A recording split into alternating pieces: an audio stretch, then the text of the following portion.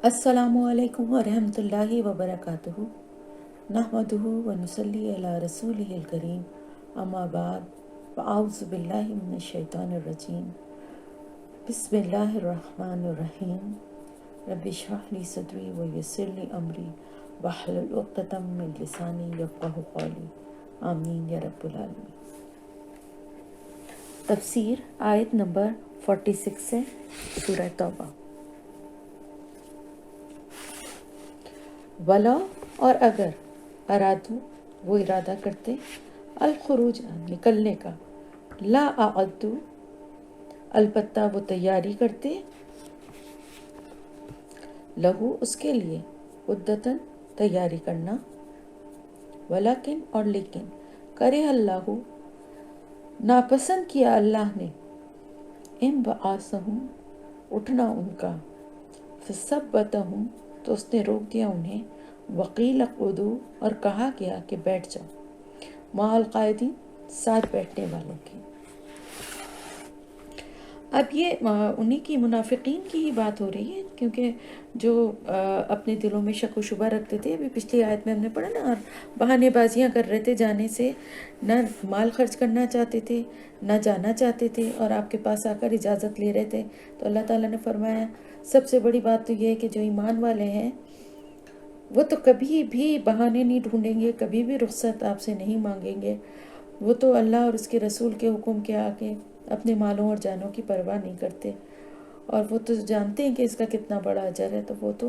कभी ऐसा होगा ही नहीं।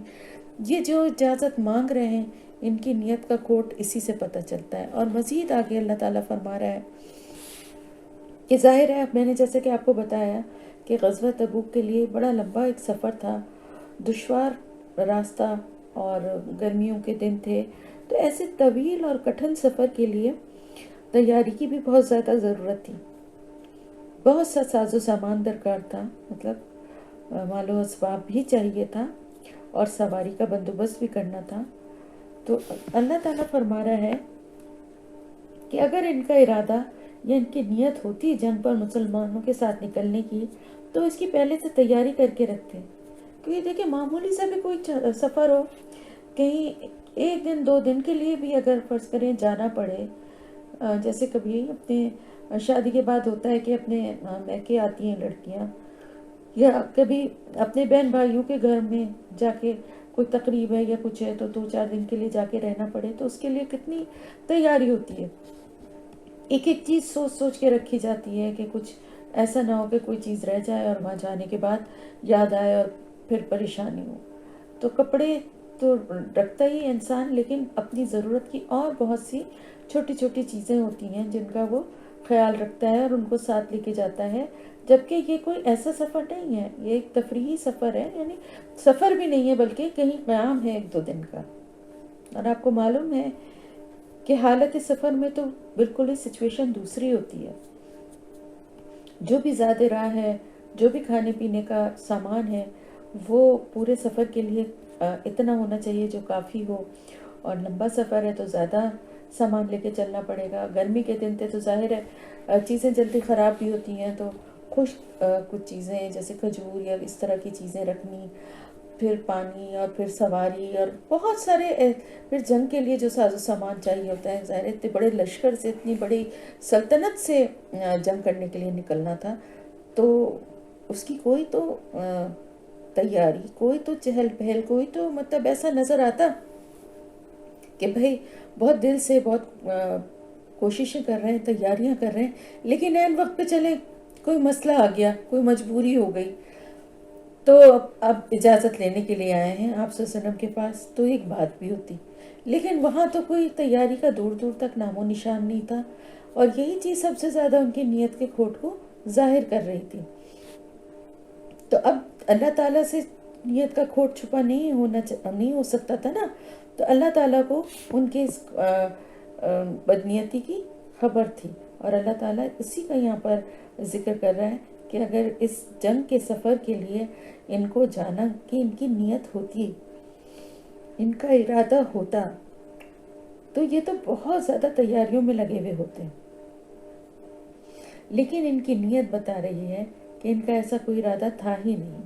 اور یہ جو اجازت مانگنے آئے ہیں تو یہ ان کی اجازت ان کے حق میں اور زیادہ بری ہے، کیونکہ اللہ تعالیٰ تو خود ہی نہیں پسند کرتا۔ اللہ تعالیٰ فرما رہا ہے کہ پسند کیا اللہ تعالیٰ نے کہ یہ مسلمانوں کے ساتھ، یہ لشکر کے ساتھ شامل ہو کر نکلیں، ان کا نکلنا ہی اللہ تعالیٰ نے ناپسند کیا۔ اور یہ جو اجازت لے کے رکے، سمجھ رہے ہیں کہ یہ رکے، اللہ نے ان کو روک دیا ہے کہ ٹھیک ہے یہیں بیٹھے رہو بیٹھنے والوں کے ساتھ۔ کون تھے بیٹھنے والے؟ مدینے میں، جیسے کہ میں نے آپ کو بتایا تھا نا کہ یہ ایک فرض عین کا موقع تھا، اور اس میں ہر ایک کو شامل ہونے کے لیے تمام مسلمانوں کو کہا گیا تھا۔ تو اب مدینے میں باقی کون رہ گیا تھا؟ یعنی ایسے جیسے نابینا کوئی تھے، یا اتنے کوئی معذور تھے، ضعیف تھے بہت زیادہ کہ چلنے پھرنے کے قابل نہیں۔ یعنی ایک تو ضعیف ایجڈ آدمی ہوتا ہے، یعنی لیکن وہ ہیلتھ میں اور ویسے بھی ابھی اتنا زیادہ اس کے اوپر اثر نہیں ہوتا، اور وہ ایکٹیولی سارے کام کر سکتا ہے، تو اس کو بھی جانا تھا۔ لیکن ایسے ضعیف جو کہ بالکل ہی یعنی بڑھاپے کے ساتھ ساتھ کمزور بھی ہو گئے ہیں، اور وہ بھی معذور کے ہی اس میں آتے ہیں نا، یا پھر عورتیں اور بچے،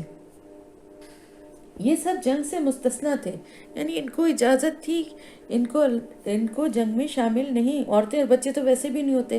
بوڑھے ضعیف لوگ بھی نہیں، کمزور جس طرح کے، اور اسی طرح معذور یا نابینا جو ہیں وہ بھی ظاہر ہے جنگ سے ان کو بھی مستثنیٰ قرار دیا گیا ہے کہ وہ جا کے کیا کر سکتے ہیں۔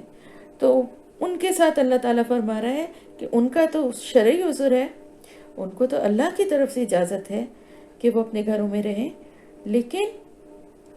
ان کے لیے اللہ تعالیٰ کہہ رہا ہے کہ ان کا جانا ہی اللہ کو ناپسند ہے، اس لیے اللہ کی طرف سے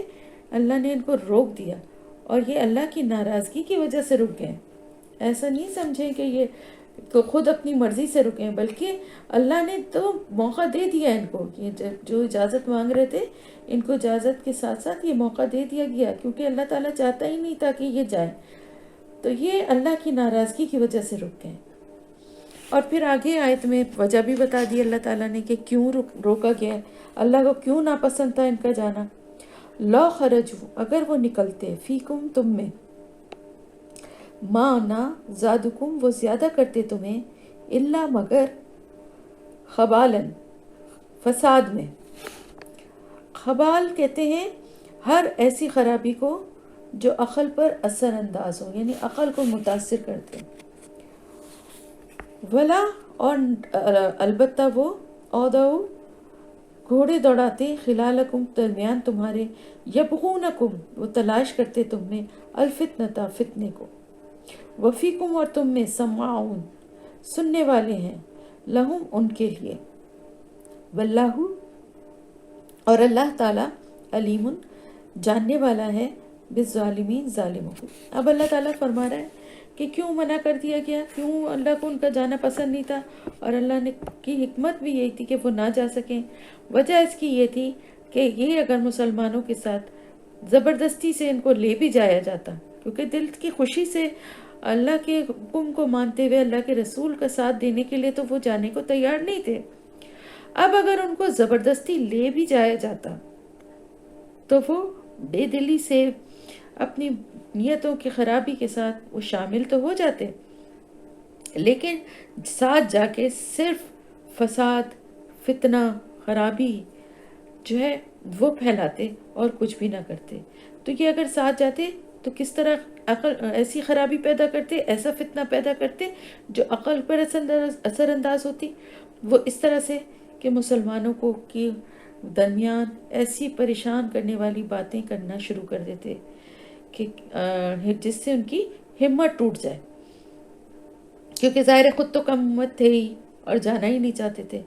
اب اپنی مجبوری سے اگر گئے ہیں تو ان کے دلوں میں وسوسے ڈالتے رہتے کہ ارے ہمارا تو اتنی تعداد بھی اتنی نہیں ہے، اتنا بڑا لشکر ہے جس کا ہمیں مقابلہ کرنا ہے، اتنی بڑی سلطنت، رومی سلطنت ہے، جس کے لشکر کا ہمیں مقابلہ کرنا ہوگا، ہم کیسے کر سکتے ہیں؟ اتنے کم تو ہوں گے، کس طرح سے سب کے سب مارے جائیں گے، اور پیچھے دیکھو ہماری بیوی بچے سب ایسے بے یار و مددگار رہ جائیں گے، اور ہم لوگ یہاں جنگ میں مارے جائیں گے، اور وغیرہ وغیرہ اس طرح کی باتیں کرتے ہیں۔ جیسا کہ سب سے بڑی بات تو یہ کہ ان کے ان باتوں سے کیا، اور بیچ میں سے اگر یہ وہاں سے پلٹتے تو اس سے مسلمانوں کے اوپر اور زیادہ برا اثر پڑتا ہے۔ جیسے کہ آپ کو یاد ہوگا کہ غزوہ احد کے موقع پر بھی انہوں نے یہی کیا تھا، اور بہانے بازیاں کی تھی کہ آپ نے ہماری بات نہیں مانی اور باہر نکلنے کا فیصلہ کیا، اور ہم آپ کے ساتھ نہیں شامل ہوں گے، اور باہر ساتھ نکلے اور وہاں سے آدھے راستے سے واپس پلٹ گئے۔ تو اب آپ سوچیں کہ 1000 کا لشکر تھا، اس میں سے 300 الگ ہو گئے، یعنی 1/3 جو ہے تقریباً وہ لشکر کا حصہ اگر الگ ہو جائے اور تعداد بھی کم ہو تو مسلمانوں کے پر ایک سائیکولوجیکل امپیکٹ پڑا تھا نا، جس کی وجہ سے بعض مسلمان بھی پریشان ہو کے کہنے لگے کہ شاید یہ غلط ہے جو فیصلہ ہوا ہے، اور ہمیں بھی واپس چلے جانا چاہیے وقتی طور پہ۔ مگر پھر اللہ کا شکر ہے کہ اللہ تعالیٰ، کیونکہ ایمان دل میں موجود تھا، تو پھر آپ صلی اللہ علیہ وسلم نے جب کہا اور سمجھایا تو پھر ان لوگوں کو بھی سمجھ میں آ گیا، لیکن انہوں نے تو اپنی چال چل دی تھی نا۔ دونوں طرح سے انہوں نے جو ہے مسلمانوں کے لیے شکوک اور وسوسے اور پریشانی اور ہمت توڑنے والی باتیں کی، یعنی ایک تو یہ کہ اس طرح کی باتیں کی کہ اتنا بڑا لشکر ہے، اور پھر یہ کہ آدھے راستے سے واپس پلٹ گئے، یہ دونوں کام کیے تھے۔ تو اللہ تعالیٰ فرما رہا ہے کہ اچھا ہے، اللہ تو چاہتا ہی نہیں تھا کہ یہ آئیں اور آ کے یہ اس طرح کی کوئی اور یہاں پر بھی حرکتیں کرتی کہ جس سے مسلمان جو ہیں وہ کم ہمت ہوتے یا بددل ہوتے۔ ساتھ ہی اللہ تعالیٰ فرما رہا ہے کہ ایک طرف تو یہ کرتے، اور ساتھ ہی ساتھ کیا کرتے، وہ تمہارے درمیان گھوڑے دوڑاتے، یعنی ادھر سے ادھر بھاگتے دوڑتے، کبھی کسی سے جا کے کوئی بات کرتے، کبھی کسی سے جا کر کچھ مشورہ دیتے، آپس میں پھوٹ ڈلوانے کی کوشش کرتے، ایک کے خلاف دوسرے کے دل میں شک و شبہ پیدا کرتے۔ تو یہ سارے کام جو تھے نا ان کے، یہ مسلمانوں کے درمیان رہتے ہوئے ان کے لیے کرنا بڑا آسان تھا۔ اب تو ایک طرح سے یہ الگ ہو گئے نا، گئے ہی نہیں، ورنہ یہ ان میں شامل ہوتے۔ اللہ تعالیٰ فرما رہا ہے نا، خلالکم، درمیان تمہارے، یعنی وہ تمہارے درمیان تلاش کرتے فتنے کی باتیں، اور وہ فتنے کی باتیں یہ تھی کہ کسی کی منہ سے کوئی بات نکلتی، باتوں باتوں میں کوئی بات ایسی ہوتی، اس میں سے کوئی فتنے فساد کی بات تلاش کرتے، اسی کھوج میں رہتے کہ کوئی بات ایسی ہو، اور جا کے پھر دوسرے گروہ سے کرتے، پھر اسی طرح کچھ اور بھی باتیں ہوتی جو آپس میں پھوٹ ڈلوانے کے لیے کرتے، لڑاتے ایک دوسرے کو۔ مختلف ان کے طریقے تھے نا، فتنے تو مختلف طرح کے یہ ڈالتے تھے، تو یہ ان کے یہ سارے کام تھے۔ اور اللہ تعالیٰ فرما رہا ہے وَفِيكُمْ سَمَّاعُونَ، اور تم میں سننے والے ہیں۔ یہ سننے والے جو ہیں نا، اس میں دو باتیں ہیں۔ ایک تو یہ کہ ایسے ہیں لوگ جو سن کے بات ادھر کرنے والے ہیں، اور یعنی ان کے جاسوس ہیں جو ان کی باتوں کو سنتے ہیں اور خبر دیتے ہیں، ایسے لوگ ہیں جو ان کی کو رپورٹ دیتے ہیں۔ اور ایک مفہوم جو مطلب زیادہ سمجھ میں آتا ہے وہ یہ ہے کہ اللہ تعالیٰ فرما رہا ہے کہ کچھ ایسے بھی لوگ ابھی تمہارے درمیان موجود ہیں، تم میں سے کچھ ایسے بھی لوگ ہیں جو کہ ان کی باتوں پہ کان دھرتے ہیں، ان کی باتیں سنتے ہیں غور سے، اور اس کا اثر بھی لیتے ہیں۔ بات یہ تھی کہ منافقین میں دو بڑے سردار تھے موجود۔ ایک تو عبداللہ بن ابی، سب کو معلوم ہی ہے، جو سب سے بڑا سردار تھا منافقین کا۔ دوسرا جد بن قیس، جد جیم دال، یہ بنو سلمہ کا سردار تھا، اور یہ بھی بہت انفلوئنشل آدمی تھا۔ تو یہ دو بااثر لوگ جو تھے، جب آپ دیکھیں نا، جو بااثر لوگ ہوتے ہیں، بڑی پوزیشن، بڑے منصب پہ، بڑے رتبے پہ، بڑے پیسے والے، اپنے قبیلے میں تو ان کی بڑی ایک اہمیت تھی نا، تو پھر بظاہر مسلمان بھی تھے، منافقت تو ان کے دل کے اندر تھی نا، تو ان کی باتیں، وہ جو باتیں کرتے تھے، تو عام لوگ جو ہیں ایسے لوگوں کی باتیں زیادہ دھیان سے سنتے ہیں۔ آپ دیکھیں ایک جنرل بیہیویئر ہے کہ جو کوئی صاحب حیثیت یا بڑی عہدے پہ بڑی پوزیشن پہ کوئی شخص ہے، وہ کوئی بات کرے گا تو اس کی بات کو لوگ زیادہ غور سے سنتے ہیں، دھیان سے سنتے ہیں اور اس کا اثر بھی لیتے ہیں، بنسبت اس کے کہ ایک عام آرڈنری آدمی اگر وہی بات کہہ رہا ہوگا تو اس کی باتوں پہ کوئی کان نہیں دھرتا، سنی انسنی کر دیتے ہیں۔ لیکن ایک بااثر اور باحیثیت آدمی کی بات زیادہ اثر رکھتی ہے۔ تو ظاہر ہے کہ اپنے قبیلے کے کیونکہ بہت بااثر لوگ تھے، جب یہ کچھ بات ایسی کہتے تھے تو لوگ ان کی باتوں میں آ جاتے تھے۔ تو اگر یہ مسلمانوں کے ساتھ نکل جاتے جنگ کے لیے تو کیونکہ مسلمان بن کے ساتھ میں شامل تھے نا، منافق تھے، یہ بات تو اللہ کو پتہ تھی نا کہ کس کے دل میں کتنی منافقت ہے۔ بظاہر تو وہ مسلمان تھے، تو مسلمان بن کے ہمدرد بن کے، دیکھیں دشمن سے ہوشیار رہنا زیادہ آسان ہے بنسبت ایسے دوست کے جو اندر سے دشمن ہو اور آپ کو غلط مشورے دے، آپ کو گمراہ کرے، آپ کی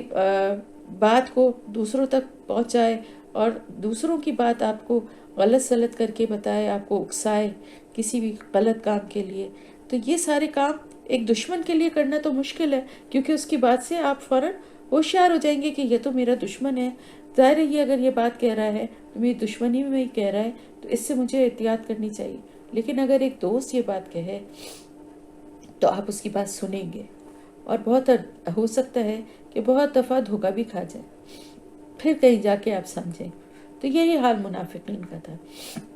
کہ بظاہر تو وہ مسلمان تھے، اور وہ اگر مسلمانوں کے ساتھ نکل جاتے تو جنگ کے دوران یا جنگ سے پہلے راستے میں جو بھی یہ فتنے پھیلاتے تو کچھ نہ کچھ لوگ ان کی باتوں میں آ بھی جاتے، اور اس طرح سے مسلمان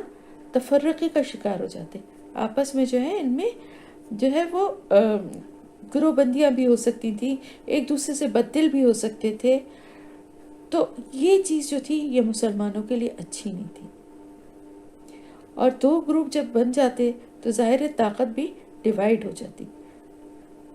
تو ایک تو ظاہر میجورٹی جو تھی وہ تو آپ سسٹم کے ساتھ ہی رہتی، لیکن کچھ لوگوں کو بہکا کر یہ اپنے ساتھ شامل کر لیتے۔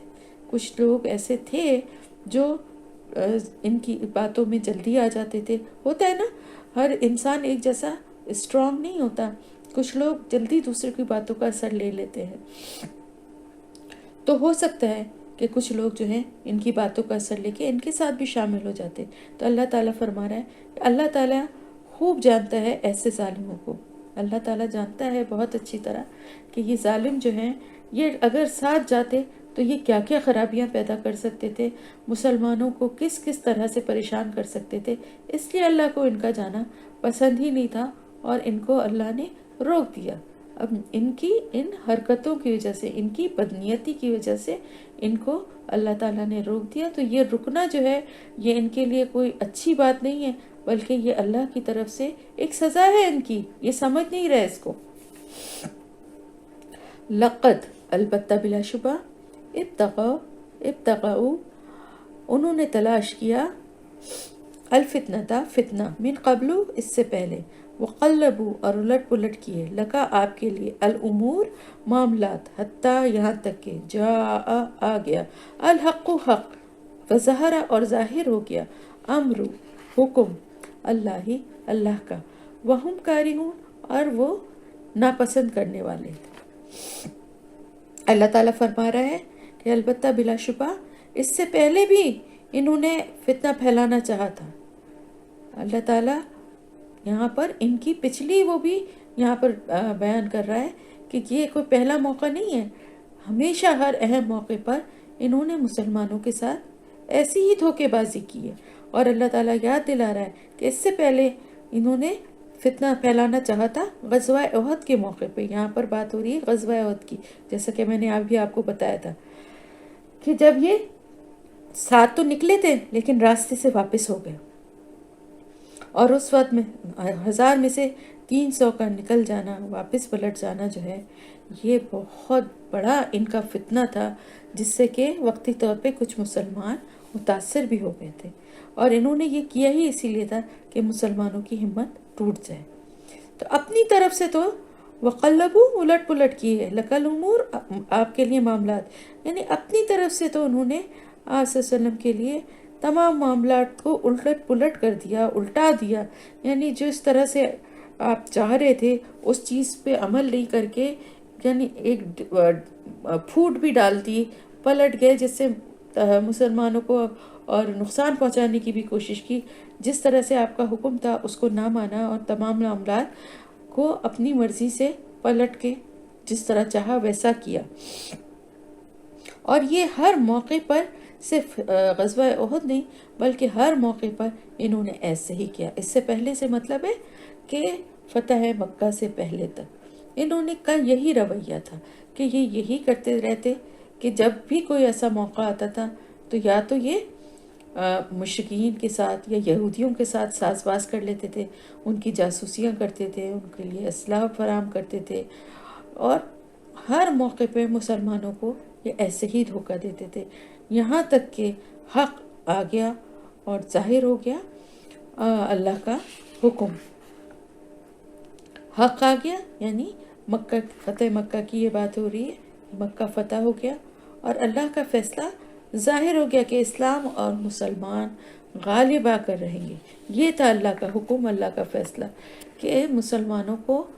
غالب آنا ہی آنا تھا. تو اللہ کا یہ فیصلہ کہ اسلام اور مسلمان غالب آ کر رہیں گے. اور جبکہ وہ ان کا کیا تھا کہ انہیں یہ چیز سخت ناپسند تھی، وہ تو اس کو سخت ناپسند کر رہے تھے. ان کا تو ہمیشہ سے یہی، جیسا کہ میں نے آپ کو بتایا، دستور تھا کہ جب بھی مسلمانوں کی جنگ ہوتی تو یہ دوسرے فریقوں کے ساتھ، کبھی یہودیوں، کبھی مشرکین، یعنی جن سے بھی مسلمانوں کی جنگ ہو رہی ہوتی ان کے ساتھ ساز باز کر لیتے تھے، اور ہر طرح سے مسلمانوں کو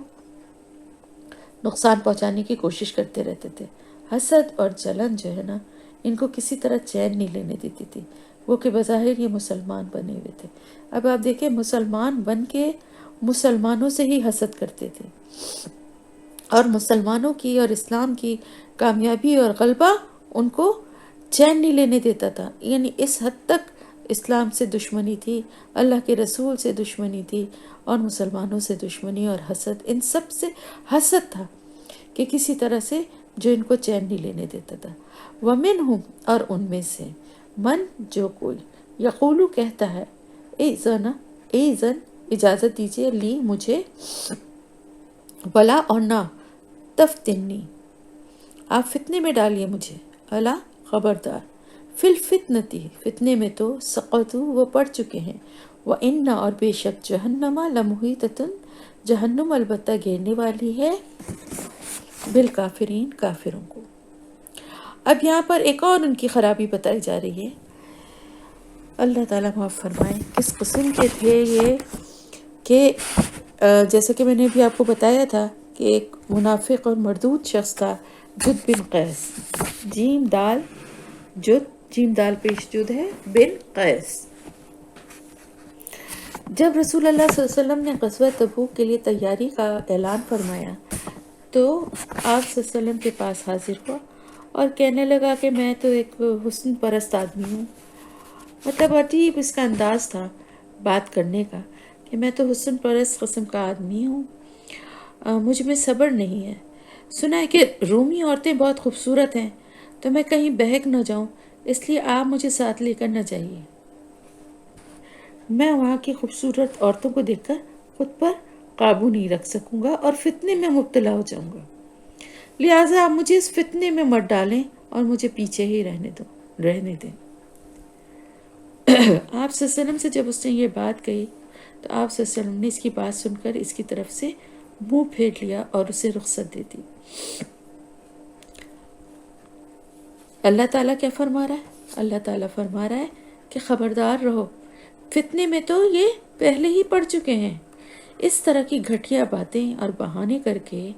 فرض عین سے انکار کرنا، ایک طرف تو انکار کرنا اور پھر ساتھ ہی ساتھ اس کی اتنی ایک بیہودہ توجیہ بھی دینا، یعنی جو ایکسکیوز دے رہے ہیں وہ بھی اتنا بیہودہ اور غلط ہے، تو یہ تو خود ہی بہت بڑے فتنے کا شکار ہے. اب آپ دیکھیں نا، یعنی در حقیقت جھوٹ اور ریاکاری کا فتنہ جو ہے وہ اصل فتنہ ہے جس میں یہ خود ہی مبتلا ہے. اور یہ جو بہانے بنا رہے ہیں کہ اپنے آپ کو فتنے سے بتانے کے لیے تو اللہ اور اللہ کے رسول کے ساتھ حسد، دشمنی اور مسلمانوں کے خلاف نفرت اور دشمنی، یہ سب چیزیں کرنے والا تو پہلے ہی فتنے میں پڑا ہوا ہے. تو دنیا تو انہوں نے اپنی غارت کر ہی دی ہے اس فتنے کی وجہ سے جس میں وہ پڑے ہوئے ہیں، یعنی اللہ اور اس کے رسول کی نافرمانی اور اللہ کے رسول سے، مسلمانوں سے حسد، جلن، یہ ساری چیزیں کیا ہیں؟ یہ تو بہت بڑا فتنہ خود ہی ہے. تو یہ تو خود ہی بہت بڑے فتنے کا شکار ہیں. اور اللہ تعالیٰ فرما رہا ہے کہ دنیا تو ان کے اس رویے کی وجہ سے، ان حرکتوں کی وجہ سے ان کے لیے دنیا تو غارت ہی ہو گئی. دنیا کے کوئی عمل اب ان کو فائدہ نہیں دے سکتا جس کے دل میں منافقت ہو. اور آخرت میں بھی اللہ تعالیٰ فرما رہا ہے کہ جہنم ان کو گھیرنے والی ہے، کافروں کو، انکار کرنے والوں کو. تو دیکھیں، کسی نے مجھ سے سوال کیا تھا کہ کافروں اور مشرکوں میں کیا فرق ہے. تو میں نے کہا میں ایک جنرل یہاں پر بھی بتا دوں جس سے کہ سب کے ذہن میں یہ بات کلیئر ہو جائے. دیکھیں، کافر جو ہے نا وہ انکار کرنے والا ہے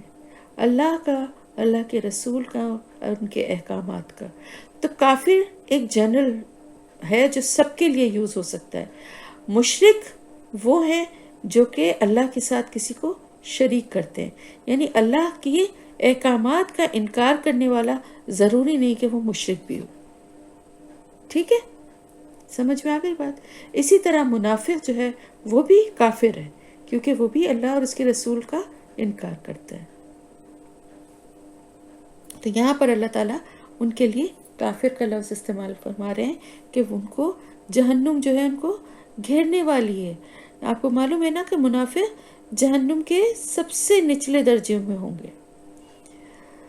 اللہ اور اس کے رسول کے حکم کا انکار کرنا کوئی معمولی بات نہیں ہے. تو ایسے لوگوں کی سزا بھی ایکسٹریم پہ ہوگی، سب سے بڑھ کر ہوگی. ان اگر تصب کا پہنچتی ہے آپ کو حسنتن کوئی بھلائی، کوئی کامیابی، تسوہم بری لگتی ہے انہیں. وَإِنْ اور اگر تصب کا پہنچتی ہے آپ کو مصیبت، کوئی مصیبت، کوئی پریشانی، یقولو وہ کہتے ہیں قد بلا شبہ اخذنا لے لیا ہم نے، امرنا معاملہ اپنا، من قبل اس سے پہلے، وَيَتَوَلَّا اور وہ منہ موڑ جاتے ہیں، وَهُمْ اور وہ فرحون خوش ہوتے ہیں. اب ایک اور ان کی جو ہے ان کے حسد اور جلن کے نتیجے میں جو وہ ان کی نیچر میں جو چیزیں ہیں وہ اللہ تعالیٰ یہاں فرما رہے ہیں کہ اگر کوئی کامیابی مسلمانوں کو ملتی ہے، کوئی بھلائی اللہ کی طرف سے انہیں ملتی ہے، تو انہیں بہت بری لگتی ہے، انہیں بڑی تکلیف ہوتی ہے کیونکہ یہ چیز ان کے حسد میں اور اضافہ کرتی ہے کہ جس کو وہ نعوذ باللہ استغفر اللہ، جن کو وہ دیکھنا چاہتے ہیں کہ وہ ذلیل ہوں، وہ شکست کھائیں، وہ ان کا برا انجام ہو، جب دیکھتے ہیں کہ ان کو اللہ کی طرف سے بھلائیاں مل رہی ہیں، کامیابیاں مل رہی ہیں، تو ان کی جلن اور حسد میں اور زیادہ اضافہ ہونے لگتا ہے. اور اسی طرح اگر کوئی نقصان یا تکلیف مسلمانوں کو پہنچتا ہے تو پھر ان کو بڑی خوشی ہوتی ہے اس پر، اور وہ کہتے ہیں کہ اچھا ہوا، دیکھا ہم نے تو اپنا معاملہ پہلے ہی الگ کر لیا تھا، ہم تو پہلے ہی ان سے الگ ہو گئے تھے، ہمیں تو پتہ تھا کہ یہ ہونے والا ہے، ان کو نقصان، ہماری بات بھی نہیں مانی تھی. جیسے کہ غزوہ احد میں آپ کو یاد ہے نا کہ کیا رویہ تھا ان کا، کہ جب وہاں سے واپس پلٹے مسلمان، مدینہ آئے، تو 70 جو ہیں وہ مسلمان شہید ہوئے تھے اور بہت زیادہ زخمی تھے جو باقی تھے، اور یہاں تک کہ آپ صلی اللہ علیہ وسلم تک کو کافی چوٹیں آئی تھیں اور آپ صلی اللہ علیہ وسلم کے دندان مبارک تک شہید ہو گئے تھے. تو اس وقت ان کو بڑی خوشی تھی اور یہ کیا کہتے تھے کہ دیکھا اچھا ہوا ہم بچ گئے، تمہارے ساتھ چلے جاتے تو ہم بھی یا تو مارے جاتے یا اتنی زخمی ہو جاتے اتنی بری طرح. اور اپنے جنگ سے واپس پلٹ جانے کو اپنی کامیابی سمجھ کر خوش ہوتے رہتے. تو اب آپ یہ دیکھیں کہ خوش ہوتے ہیں وہ کہ اب ہم اللہ کی اور اللہ کے رسول کے حکم کو نہ مان کے ہم پلٹ گئے تو یہ ہماری بڑی کامیابی ہے کہ ہم بچ گئے۔ سوچ اور نظریہ دیکھیں نا، یعنی دشمنی اور حسد میں اس حد تک ان کا دماغ چلا گیا تھا کہ وہ یہ نہیں سوچتے تھے کہ ہم کتنی بڑی غلطی اور کتنا بڑا گناہ کر رہے ہیں کہ ہم اللہ اور اس کے رسول کی بات نہیں مان رہے،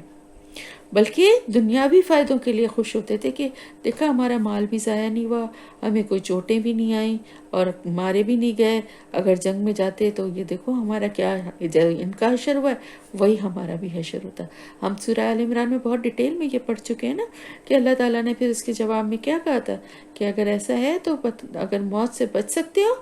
تم یہ سمجھتے ہو گھروں میں رہ کے تم موت سے بچ گئے ہو، تو پھر اس کا تو جواب یہ ہے کہ اب تمہیں موت آئے گی ہی نہیں، اس کا مطلب ہے جو جنگ میں گئے ان کو موت آئی ہے نا، تو تم کو تو کبھی نہیں آئے گی نا۔ تو بات یہ ہے کہ موت تو آنی ہی ہے، جان تو ایک دن جانی ہے۔ ایسا نہیں ہے، اللہ تعالیٰ نے جب جان دی ہے، دنیا میں بھیجا ہے، تو ایک دن اللہ کے حکم سے وہ اللہ کو واپس سونپنی بھی ہے ہمیں۔ تو یہ جو جنگ کے لیے گئے اور جو شہید ہوئے، انہوں نے اللہ کے حکم کو مانتے ہوئے، اللہ کے رسول کی اطاعت کرتے ہوئے اپنی جان اللہ کے حوالے کی، تو کتنی بڑی سعادت اور کتنا بڑا درجہ ان کو ملے گا انشاءاللہ تعالی۔ اور آج بھی جو اللہ کی راہ میں اپنی جان دیتے ہیں، یا اللہ کی راہ میں ضروری نہیں ہے کہ شہید ہوں، لیکن اللہ کے ہی کام کو کرتے کرتے وہ ختم ہو جاتے ہیں، تو ان کے لیے بھی انشاءاللہ تعالیٰ بہت بڑا درجہ ہوگا، کیونکہ اللہ تعالیٰ بہت قدردان ہے، اور جو اللہ کے راستے میں نکلتا ہے، اللہ کے کام کو کرنے کے لیے نکلتا ہے، اس کے درجے جو ہیں وہ الگ ہی ہیں، چاہے وہ جنگ کرے یا وہ کسی اور طرح سے اللہ کے راستے میں نکلے، دین کو پھیلانے کے لیے نکلے، تبلیغ کے لیے نکلے، تعلیم کے لیے نکلے، پڑھنے کے لیے نکلے، پڑھانے کے لیے نکلے، دین کو سیکھنے سکھانے کے لیے نکلے، یہ سارے کام جو ہیں یہ اللہ تعالیٰ کے راہ میں چلنے والوں کے کام ہیں۔ تو اس سے جو یہ سوچے کہ اچھا ہے ہم تو گھر میں ہی بیٹھے ہوئے، دیکھیں بعض دفعہ جو دین کو سیکھنے والے لوگ ہوتے ہیں، جو اس کے لیے بڑی مشقتیں اٹھاتے ہیں، دور دور کے سفر کر کے جاتے ہیں، اسی طرح پڑھانے والے بھی بہت مشکل سے وقت نکالتے ہیں، دور جاتے ہیں، اور اپنے روٹین میں سے اللہ تعالیٰ کے لیے وقت کو نکالتے ہیں۔ تو آپ یہ دیکھیں نا کہ یہ سارے کام وہ کس لیے کرتے ہیں؟ اللہ کی رضا کے لیے کر رہے ہوتے ہیں۔ تو ان کے لیے وہ سارے کام کرنا جو ہے وہ بہت بڑی سعادت ہے۔ وہ یہ نہیں سوچتے کہ ہم گھر میں بیٹھے رہتے تو اچھا تھا، اے سی چلا کے ہم بھی دوپہر کو سو جاتے، ہمیں کیا مار پڑی ہے کہ ہم نکل کے جا رہے ہیں قرآن کو پڑھنے کے لیے، کہیں کلاس لینے کے لیے، کہیں پڑھانے کے لیے، کہیں کچھ سیکھنے کے لیے۔ دنیا میں لوگ گھروں میں آرام سے چین سے لیٹے ہیں، دیر سے صبح سو کے اٹھ رہے ہیں، دوپہر کو آرام سے سو رہے ہیں، رات کو اپنے وقت سے سوتے ہیں، ٹی وی دیکھتے ہیں، گھنٹوں موویز دیکھتے ہیں، انجوائے کر رہے ہیں، گھوم رہے ہیں، پھر رہے ہیں۔ تو وہ یہ نہیں سوچتے، وہ یہ سوچتے ہیں کہ یہ وقت بہت کم ہے، اور اگر ہم اس کو اللہ کی راہ میں لگا دیں گے تو انشاءاللہ تعالیٰ اللہ کے پاس ہمیں اس کا بہترین اجر ملے گا۔ کیونکہ دیکھیں ہم لوگ ہیں، ہم اپنی مثال لیتے ہیں، ہم اپنی بات کرتے ہیں، ہم کیا کرتے ہیں دین کے لیے، ہم کیا کرتے ہیں اللہ کے لیے، ہم کتنا وقت دیتے ہیں؟ ہم 24 گھنٹے میں سے کتنے گھنٹے دیتے ہیں جس کو ہم کہیں کہ ہم تو لگے رہتے ہیں اسی میں؟ ایسا تو نہیں ہے نا، ہم بھی دنیا کی دلچسپیوں میں، سارے کاموں میں، سب چیزوں میں حصہ لیتے ہیں، اپنے گھر کے بھی سارے کام کرتے ہیں، ملنا جلنا آنا جانا بھی کرتے ہیں، ہنسی مذاق فون پہ بات سارا کچھ کرتے ہیں نا۔ ہم اس درجے تک پہنچے ہی نہیں ہیں اصل میں، وہ درجہ ہی الگ ہوتا ہے، وہ الگ ہی لیول ہے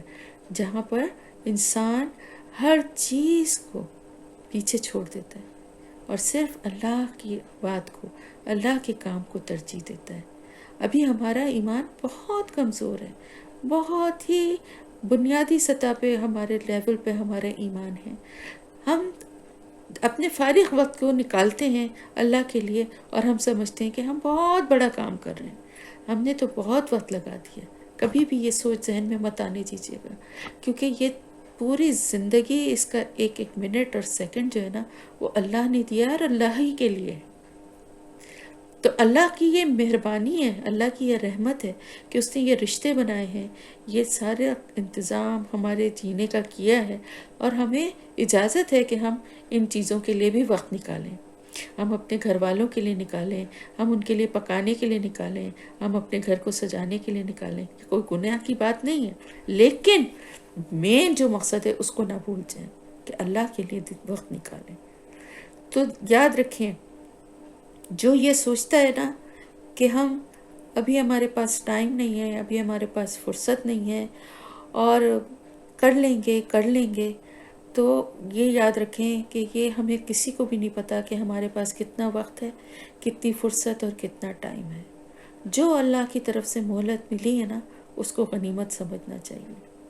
تو خوش دلی سے کرے، اللہ کے لیے اگر کوئی کام کر رہا ہے تو خوش دلی سے کرے، خالص ہو کے کرے، صرف اللہ کی رضا اس کو چاہیے۔ جبکہ منافقین کا کیا تھا کہ وہ صرف اپنا فائدہ دیکھتے تھے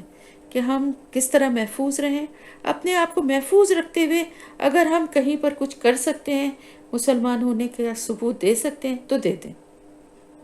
اور آج کل آپ دیکھیں کہ موسٹلی مسلمانوں کی تھنکنگ یہی ہے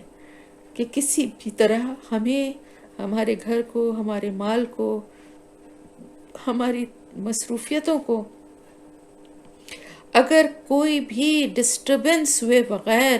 کوئی کام اللہ کے لیے ہم کر سکتے ہیں تو ٹھیک ہے، ہم کر لیں گے، ورنہ پھر ہمارا تو اپنا روٹین ہے، ہماری تو اپنی مصروفیت ہے، ہماری تو بہت اپنی ذمہ داریاں ہیں، تو سب کے پاس ہیں، سب کے پاس ایکسکیوزز ہیں۔ اور میں وہی جملہ کہوں گی جو میں ہمیشہ کہتی ہوں کہ ایکسکیوز ہمیشہ اپنے پاس ایسا تیار رکھیے جو جب اللہ کے سامنے کھڑے ہوں تو دے سکیں۔ اگر ایسا ایکسکیوز ہے تو ٹھیک ہے، مت لگائیے اللہ کے لیے وقت۔ تو پھر اللہ تعالیٰ فرما رہا ہے کہ یہ اپنے پلٹنے کو، منہ موڑ لینے کو، مسلمانوں کے معاملے سے اپنے آپ کو الگ کر لینے کو سمجھتے ہیں کہ یہ بڑی کامیابی ہے اور اس پہ بڑا خوش ہوتے ہیں۔ تو اللہ تعالیٰ اس کی بات آگے ان کی اس بات کا کیا جواب دے رہا ہے کہ مومنین کو کیا کہنا چاہیے؟ آپ صلی اللہ علیہ وسلم کے ذریعے ہمیں بتایا جا رہا ہے، قل کہہ دیجئے، لن ہرگز نہیں،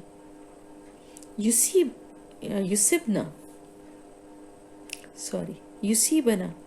پہنچے گا ہمیں، اللہ مگر، ما جو کتبہ لکھ دیا، اللہ نے، لنا ہمارے لیے، ہوا مولانا وہ مولا ہے ہمارا، وعلی اللہ اور اللہ ہی پر، فلیتوکل المؤمنون بس چاہیے کہ توکل کریں ایمان لانے والے۔ کتنی پیاری بات اور کتنا پیارا جواب اللہ بتا رہا ہے کہ ان سے کہہ دیجئے کہ ہم تو اس کی فکر ہی نہیں کرتے کہ ہمیں کیا ملے گا، ہم شہید ہوں گے یا ہم غازی بن کے لوٹیں گے، ہمارا مال و اسباب لٹ جائے گا یا ہم اس میں سے کچھ بچا کے لے آئیں گے یا ہمیں مال غنیمت ملے گا، ان چیزوں پہ ہماری نظر ہی نہیں ہے، یہ چیزیں ہم نے کبھی سوچی ہی نہیں ہیں، کیونکہ ہمارا کیا ایمان ہے کہ ہمیں تو وہی ملے گا جو اللہ تعالیٰ نے ہمارے لیے لکھ دیا ہے، اور اللہ ہی ہمارا مولا ہے۔ مولا یعنی ہمارا آقا، ہمارا رب، ہمارا مددگار، سب کچھ وہی ہے ہمارا، تو اس کے ہر فیصلے پر ہم ہر حال میں راضی ہیں، اور اس کی وجہ یہ ہے کہ ایمان والے جو ہیں، مومنین جو ہیں، ان کو اللہ پر ہی توکل کرنا چاہیے اور اللہ کی رضا پر ہی راضی ہو جانا ایک مومن کا شیوا ہے۔ دیکھیں زندگی میں طرح طرح کے حالات آتے ہیں،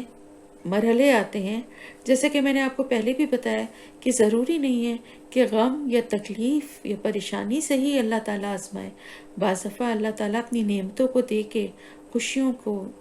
دے کے، فراوانی کر کے نعمتوں کی،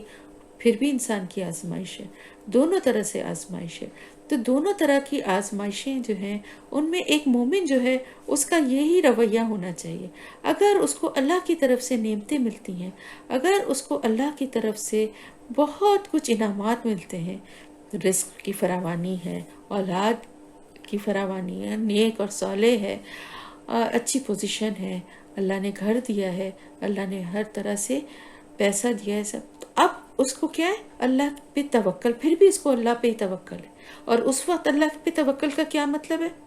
کہ یہ سب کچھ جو دیا ہے، یہ سب کچھ جو مجھے ملا ہے، اس سے میری ذاتی کوئی بڑائی نہیں ہے، کوئی خوبی نہیں ہے، یہ سب مجھے اللہ کی رحمت سے ملا ہے، اور اللہ کے بتائے ہوئے طریقے سے ہی مجھے اس کو خرچ کرنا ہے۔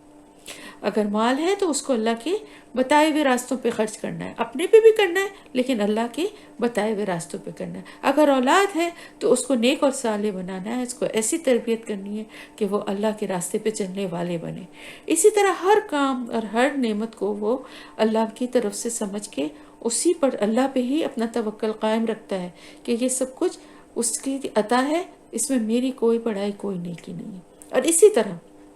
اس کے برعکس اگر معاملہ ہوتا ہے، کسی بھی قسم کی تکلیف آتی ہے، کوئی دکھ آتا ہے، پریشانی آتی ہے، کوئی آزمائش آتی ہے،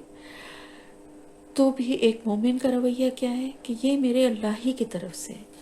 اور میرا اللہ جو ہے نا، سب سے بڑی بات ہے کہ میرا اللہ مجھ سے بہت محبت کرتا ہے،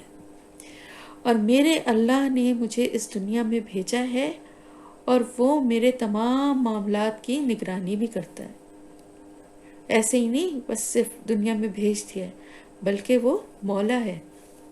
پروردگار ہے، رب ہے، پالنے والا ہے۔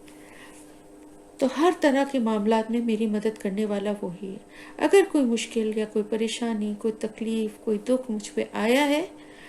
تو اس میں بھی میرے رب کی کوئی نہ کوئی حکمت ہے، اور میں اپنی رب کی رضا پہ راضی ہوں۔ اور اس وقت بھی اللہ پہ توکل، مومن جو ہے وہ اللہ پہ ہی توکل کرے گا، اور ہر معاملے کو اللہ پر ہی چھوڑ دے گا کہ جو بھی تکلیفیں آئی ہیں یہ بھی اللہ ہی کے اذن سے آئی ہیں۔ کوئی مجھے کوئی تکلیف نہیں پہنچا سکتا، کوئی مجھے کوئی نقصان نہیں پہنچا سکتا۔ اگر مجھے کوئی تکلیف یا کوئی نقصان پہنچا ہے تو اس کا مطلب ہے کہ یہ اللہ کے اذن سے پہنچا ہے، اور یہ اللہ کی حکمت ہے۔ بعض دفعہ وہ دکھ اور تکلیف کے ذریعے ہمارے گناہوں کو کم کر دیتا ہے، اگر ہم اس حال میں بھی ویسے ہی رہیں، ویسے ہی بیہیو کریں جیسا کہ اس نے ہمیں سکھایا ہے، جیسا کہ اس نے ہمیں حکم دیا ہے، تو پھر اللہ پاک ان آزمائشوں، ان تکلیفوں کو بھی ہمارے لیے نجات کا ذریعہ بنا دیتا ہے، ہماری بخشش کا ذریعہ بنا دیتا ہے۔ جتنی بڑی تکلیف ہے، جتنا بڑا دکھ ہے، اس کے اوپر صبر، اس کے اوپر اللہ پہ توکل، معاملات کو چھوڑ دینا اللہ تعالیٰ کے قریب بھی کرتا ہے، اور پھر اس کے درجات بھی اس شخص کے بلند کرتا ہے۔ تو مختصر یہ کہ اس کو آپ اس طرح سے سمجھ لیجئے کہ ایک مومن جو ہے نا، وہ ہر حال میں، یعنی اس کے اوپر کوئی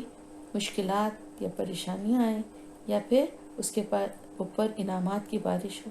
دونوں صورتوں میں وہ یہی سمجھتا ہے کہ جو کچھ ہو رہا ہے وہ اللہ کی مرضی سے ہے، اور اللہ کی مرضی پوری ہوگی۔ تو اس وجہ سے کوئی بھی تکلیف یا پریشانی اس کا دل نہیں توڑ سکتی، اور کوئی بھی نعمتیں اور کامیابیاں اس کو اطراحٹ میں یا تکبر میں مبتلا نہیں کر سکتی۔ اور اس کے پاس اس کو یہ بھی بھروسہ ہوتا ہے نا کہ جس خدا کے لیے اس نے مال کھپایا ہے، جس خدا کے لیے، اللہ کے لیے وہ اپنی جان کو داؤ پہ لگا رہا ہے، وہ اس کے اجر کو ضائع کرنے والا نہیں ہے۔ یہ یقین جو ہے نا، یہی توکل ہے۔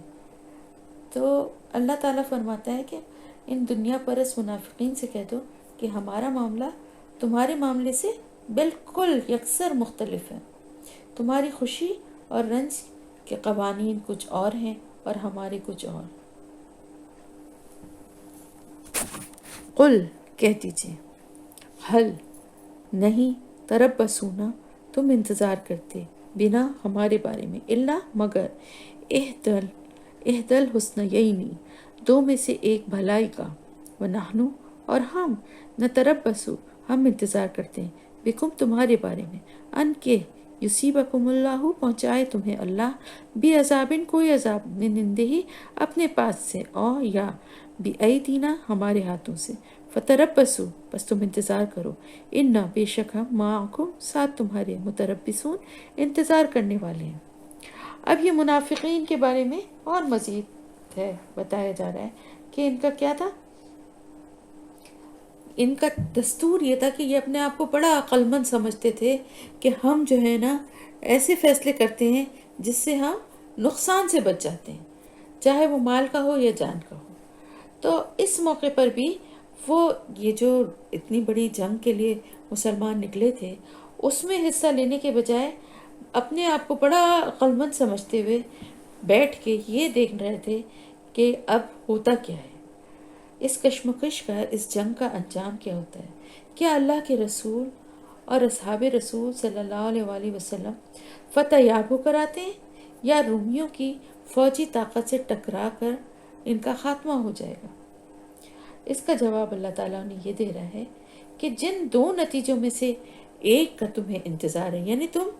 جو انتظار کر رہے ہو نا کہ دو میں سے کوئی ایک بات مسلمانوں کے ساتھ ہوگی، اور اس کے لیے تم یہ سوچ رہے ہو کہ کیا ہوتی ہے، یا تو تم جو ہے شہید ہوگے، اور وہ یا پھر یہ کہ ان سے شکست کھا جاؤ گے۔ تو ان چیزوں کا، اس چیز کا اگر تم انتظار کر رہے ہو تو یہ یاد رکھو، اہل ایمان کے لیے تو یہ دونوں باتیں ہی سراسر بھلائی ہیں۔ اگر وہ فتح یاب ہوں گے تو پھر اس بھلائی کا، یہ تو بھلائی سب کو ظاہر میں نظر ہی آ رہی ہے، اس میں تو کوئی دوسری بات ہے ہی نہیں نا۔ لیکن اگر وہ اپنے مقصد کی راہ میں اپنی جانوں کو بھی قربان کر دیتے ہیں، یعنی وہ سب کے سب اگر شہید بھی ہو جاتے ہیں، تب بھی دنیا کی نظر میں ہو سکتا ہے کہ یہ ناکامی لگے کہ سب کے سب شہید ہو گئے اور جنگ ہار گئے، مطلب ختم ہو گئے سب، لیکن حقیقت میں یہ ایک دوسری بڑی کامیابی ہے۔ اس لیے کہ مومن کی کامیابی اور ناکامی کا معیار یہ نہیں ہے کہ اس نے کوئی ملک فتح کیا یا نہیں، یا کوئی حکومت قائم کی یا نہیں، بلکہ اس کا معیار یہ ہے کہ اس نے اپنے اللہ کے کلمے کو بلند کرنے کے لیے اپنا دل، دماغ، جسم، مال، ساری قوتیں لڑا دیں۔ ایسا اس نے کیا ہے یا نہیں کیا؟ اگر اس نے ایسا کیا ہے تو وہ در حقیقت کامیاب ہے، چاہے دنیا کی نظر میں، دنیا کے اعتبار سے اس کی اس کوشش کا کوئی مطلب نہ ہو، کوئی مفہوم نہ ہو، لیکن وہ کامیاب ہے۔ تو وہ دو بھلائیوں میں سے ایک مومنین کے لیے جو انتظار کر رہے تھے، اللہ تعالیٰ فرما رہے ہیں وہ دو بھلائیوں میں سے ایک بھلائی ہے۔ اب ان کا تو یہ تھا نا کہ اگر یہ فتح وہاں پہ حاصل کریں گے اور واپس آئیں گے مال غنیمت لے کر، تو ہم بھی اپنا حصہ لینے پہنچ جائیں گے کہ ہم مسلمان ہونے کے ناطے، اور اگر یہ شہید ہو جائیں گے تو ہم خوشیاں منائیں گے، یہ دیکھو ہم تو کتنے عقل مند تھے، ہم اسی لیے نہیں گئے تھے اور ہم بچ گئے اس وجہ سے۔ اللہ تعالیٰ فرما رہا ہے کہ ان سے یہ کہہ دیجئے کہ ہم جیسے تم انتظار کر رہے ہو نا، اسی طرح ہم بھی انتظار کر رہے ہیں اس بات کا کہ اللہ کی طرف سے تم پر کوئی عذاب، کوئی آفت آئے، یا ہمارے ہاتھوں ہی تمہاری تباہی ہو۔ تو یہ دونوں طرف سے انتظار ہے۔ مسلمانوں کو یہ انتظار ہے کہ ان کی یہ جو ظاہر ہے جو ان کی منافقت ہے اور جو ان کا اللہ اور اس کے رسول کے خلاف ہونا ہے، اس کی وجہ سے کب ان پہ کوئی عذاب اللہ کی طرف سے آتا ہے، یا اللہ تعالیٰ مسلمانوں کے ہی ذریعے ان کا خاتمہ کروائے۔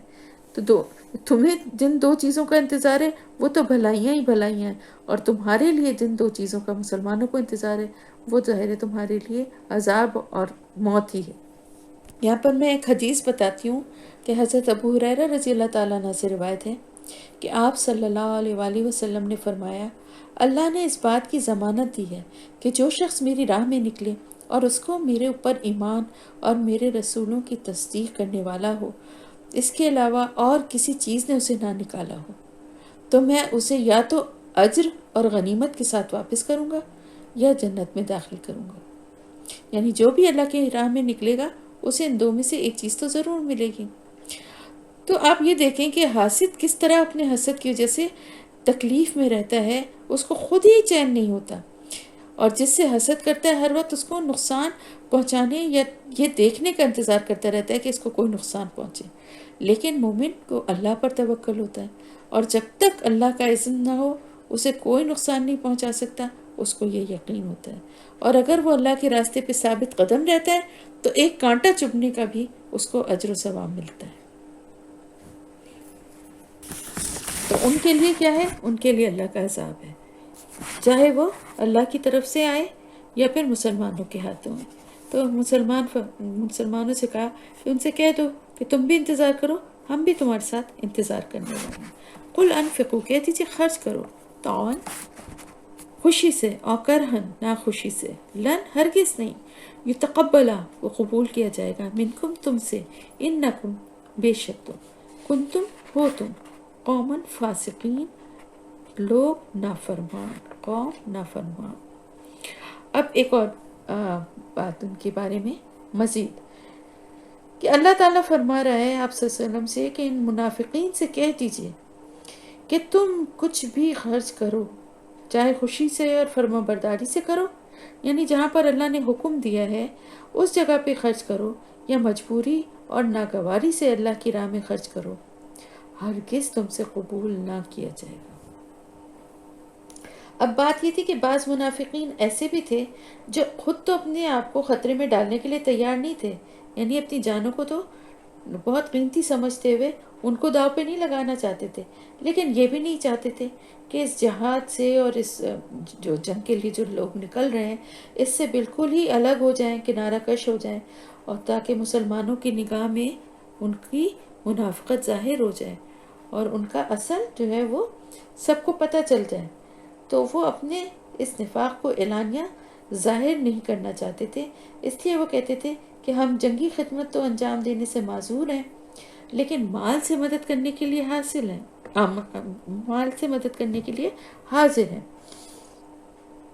تو اللہ تعالیٰ فرما رہا ہے کہ اس طرح سے یہ خوشی سے دل تو تھا ہی نہیں نا، بظاہر یہ خوشی سے یا کریں یا مجبوری سے کریں، ان کا کچھ بھی مال ان سے قبول نہیں کیا جائے گا۔ اور اس کا آیت کا پس منظر کا ایک واقعہ یہ بھی ہے کہ وہی منافع جد بن قیس، اس نے یہ جب یہ بہانہ کیا نا کہ رومی عورتیں بہت خوبصورت ہوتی ہیں اور میں کمزور فطرت کا ہوں تو میں کہیں بہک نہ جاؤں، فتنے میں نہ پڑ جاؤں، تو مجھے اپنے ساتھ نہ لے جایا جائے، تو ساتھ ہی یہ بھی کہا کیونکہ بہت باحیثیت آدمی تھا، باثر اور باحیثیت، تو اس نے کہا کہ میں جا تو نہیں رہا لیکن میں کچھ مالی مدد کر دوں گا۔ تو اس پر اللہ تعالیٰ نے فرمایا کہ خواہ تم کچھ بھی خرچ کرو، خوشی سے یا مجبوری سے، اللہ تمہارے صدقے کو قبول نہیں کرے گا، کیونکہ تم لوگ فاسق و نافرمان لوگ ہو۔ تو اس سے ہمیں یہ پتہ چلتا ہے کہ اگر کوئی اللہ کا نافرمان ہو، اللہ اور ایمان والوں کو دھوکہ دیتا ہو، تو وہ اگر دکھاوے کے لیے، اپنا نام کرنے کے لیے اللہ کی راہ میں کچھ خرچ بھی کر دے تو اللہ اس کو قبول نہیں فرماتا، کیونکہ اس کے اندر اخلاص نہیں، اور کوئی بھی عمل اخلاص کے بغیر قبول نہیں ہوتا۔ صدقات کس کے قبول ہوتے ہیں؟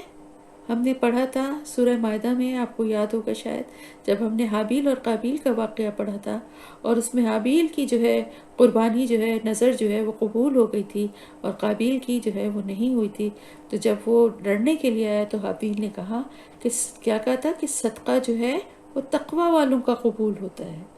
جو پرہیزگار ہیں، جو اللہ کے لیے اپنے عمل کو، اپنی نیت کو خالص رکھتے ہیں۔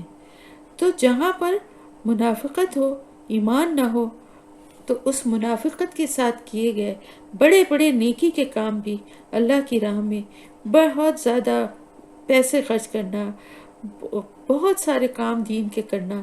یہ سب جو ہیں مٹائے گا جائیں گے، کچھ بھی قبول نہیں ہوگا۔ یہاں پہ میں یہ بھی بتا دوں کہ طاعن کا لفظ جو ہے نا، طاع،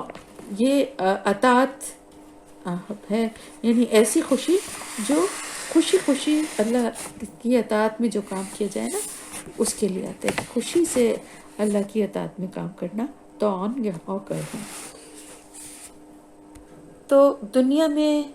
ہو سکتا ہے کہ ان کے دکھاوے کی وجہ سے، کیونکہ ظاہر دلوں کا حال تو کوئی بھی نہیں جانتا نا، دکھاوے اور ریاکاری کی وجہ سے ہو سکتا ہے کہ وقتی طور پہ ان کو عزت یا شہرت مل بھی جائے، لیکن آخرت میں بھی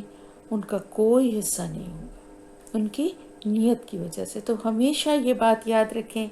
کہ منافق نہ ہوتے ہوئے بھی ہم بھی جب اللہ کی راہ میں کچھ بھی خرچ کرتے ہیں، کسی کی مدد کرتے ہیں، کوئی دین کا کام کرتے ہیں، تو ہماری نیت میں صرف اور صرف اللہ کی رضا چاہنے کی طلب ہونی چاہیے اور اخلاص ہونا چاہیے، خالص خلوص کے ساتھ، میں کوئی غرض نہیں ہونی چاہیے کس کو پتہ چل رہا ہے کس کو نہیں چل رہا، کون دیکھ رہا ہے کون نہیں دیکھ رہا، کون تعریف کر رہا ہے کون نہیں کر رہا۔ اس سے کوئی غرض نہیں ہونا چاہیے، صرف یہ غرض ہونی چاہیے کہ اللہ ہم سے راضی ہو جائے۔ تو اتنی نیک نیتی اور اخلاص کے ساتھ جب کام کیا جاتا ہے تو وہ قبول بھی ہوتا ہے، اور جب منافقت اور ریاکاری کے ساتھ کیا جاتا ہے تو چاہے جتنے لاکھوں کروڑوں بھی کوئی خرچ کر دے، اللہ کے نزدیک وہ کچھ بھی قبولیت کا درجہ نہیں پا سکتے۔ وما، اور نہیں، منعہم، روکا ان کو، ان کے تقبلہ، قبول کیے جائیں، منہم، ان سے، نفقاتہم، صدقات ان کے، مال ان کے، الا مگر، انہم، کہ بے شک انہوں نے، کفروا، کفر کیا، باللہ، اللہ کے ساتھ، وبرسولہ، اور اس کے رسول کے ساتھ، ولا، اور نہیں، یاتونا، وہ آتے، الصلاۃ، نماز کو، الا مگر، وہم، اور وہ، کسالہ، سستی کرتے ہیں، ولا، اور نہیں، ینفقون، وہ خرچ کرتے، الا مگر، وہم، اور وہ، کارہون، ناپسند کرنے والے ہیں۔ اب آپ دیکھیں مستقل جو ہے منافقین کے ایک کے بعد ایک ان کی جو برائیاں تھیں ان کا یہاں پر ذکر کیا جا رہا ہے کہ کس کس طرح سے، یعنی ان میں کیا کیا خرابیاں تھیں اور کیا کیا ان کی نشانیاں ہیں جن سے کہ ایک منافق کو پہچانا جا سکتا ہے کہ وہ اللہ اور اس کے رسول کے جہاں بھی حکم آئے گا اس کو ماننے میں آناکانی کرے گا، اللہ کے لیے اپنے مال اور جان کو کبھی بھی خرچ نہیں کرنا چاہے گا، اللہ کے حکم اور اللہ کے فیصلے پہ راضی نہیں ہوگا، چاہے دولت اور انعامات ملیں تو بھی غرور اور تکبر میں مبتلا ہو جائے گا، اور اگر کوئی غم یا تکلیف آئے تو پھر اس پہ واویلے کرے گا، شکوے شکایت کرے گا اللہ سے۔ اس کے بعد اب ایک اور بات ان کی، ایک اور جو خصوصیت ہے یا جو ایک اور بات ہے جس سے کہ ان کو پہچانا جا سکتا ہے، اللہ تعالیٰ فرما رہا ہے کہ وہ جو کچھ بھی خرچ کریں گے اس کو قبول نہ کرنے کی کیا وجہ ہے، یعنی ان جو بھی صدقات یا مال ان کا ہے وہ اللہ کی راہ میں اگر خرچ کیے کریں گے پھر بھی وہ قبول نہیں ہوگا، تو اس کی وجہ کیا ہے، کہ کس چیز نے اس کو قبول ہونے سے روکا ہے؟ وجہ اس کی ہے کہ انہوں نے اللہ اور اس کے رسول کا انکار کیا ہے، انہم کفروا باللہ و برسولہ، کہ بے شک انہوں نے اللہ اور اس کے رسول کا انکار کیا ہے، ان کی بات نہیں مانی ہے، ان کے حکم کو ماننے سے انکار کر دیا ہے۔ دیکھیں اللہ تعالیٰ، سب سے بڑی بات تو اللہ کی ذات ہے جو کہ خالق و مالک ہے، جس نے ہمیں اس دنیا میں بھیجا اور جس کے ہم پر لاتعداد احسانات ہیں۔ یہ دنیا میں ہمارے بھیجنے کے ساتھ ساتھ اس نے ہماری زندگی گزارنے کے تمام اسباب بھی مہیا کیا، ہمیں محبت کرنے والے ماں باپ دیے جو ایک چھوٹے سے بچے کو توجہ اور محبت سے پال کے بڑا کرتے ہیں، اس کے ساتھ ساتھ اور نعمتیں بے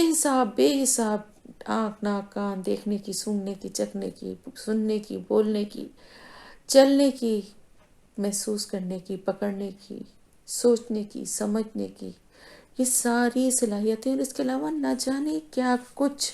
ہمارا ایک جسم ہی ایسی چیز ہے واحد کہ جس پہ اگر ہم غور کریں تو بے شمار اللہ کے انعامات اور بے شمار جو ہے اللہ کے احسانات وہ ہمیں نظر آئیں گے۔ تو ایسے رب کا، ایسے پروردگار کا جو کہ تخلیق بھی کرتا ہے اور پیدا کرنے کے بعد، دنیا میں آنے کے بعد ہمارے تمام جو زندگی گزارنے کی جو بھی ضروریات ہیں ان کا وہ بھی فراہم کرتا ہے، تو اس کے بعد اس کا احسان ماننے کے بجائے، شکر گزاری ہمارے اندر آنے کے بجائے، اللہ تعالیٰ فرمانے کہ ان لوگوں میں اللہ کے ان احسانات کی بھی جب قدر نہیں ہے تو اس کے بعد اور باقی کیا بچتا ہے؟ اللہ سے بڑی ذات کس کی ہے؟ پھر ہمارے محسن، ہمارے پیارے نبی حضرت محمد مصطفیٰ صلی اللہ علیہ وسلم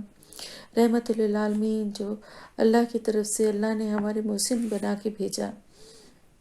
اپنی امت کے ساتھ اتنے مخلص و غمخوار تھے، ان کے غم میں گھلا کرتے تھے، ان کی فکر کیا کرتے تھے، ان کی اطاعت اور پیروی کا حکم بھی ہمیں اللہ تعالیٰ نے ہی دیا ہے، اور بہت ساری جگہوں پہ آپ ابھی تک پڑھتے ہوئے آ رہے ہیں کہ جہاں اللہ تعالیٰ نے اپنے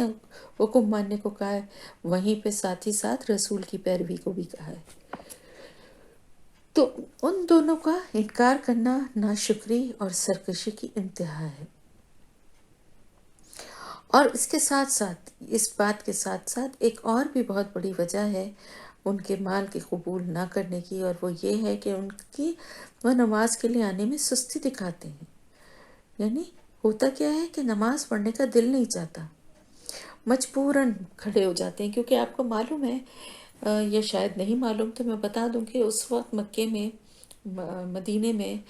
جو ریاست تھی مسلمانوں کی جو وہ تھی، وہاں پر یہ تصور نہیں تھا کہ کوئی بھی مسلمان مسجد میں آ کے نماز نہیں پڑھے گا. جیسا کہ ہم آج دیکھتے ہیں نا کہ جس کا دل چاہتا ہے وہ جاتا ہے، اور جس کا نہیں دل چاہتا وہ نہیں جاتا ہے. کسی کے اوپر کوئی فرق نہیں آتا، کوئی حرف نہیں آتا. اس کا مسلمان ہونا جو ہے وہ کسی بھی طرح شک و شبے میں نہیں پڑتا. لیکن ایسا نہیں تھا. نماز جو ہے نا وہ ایک مسلمان کی پہچان ہے. تو اس وقت یہ تھا کہ جو بھی مسلمان ہے وہ مسجد نماز پڑھنے کے لیے آئے گا.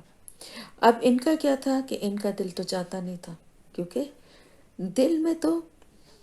اللہ کی محبت، اللہ کے رسول کی محبت تھی ہی نہیں. جب محبت نہیں تھی تو پھر اطاعت کہاں سے آتی؟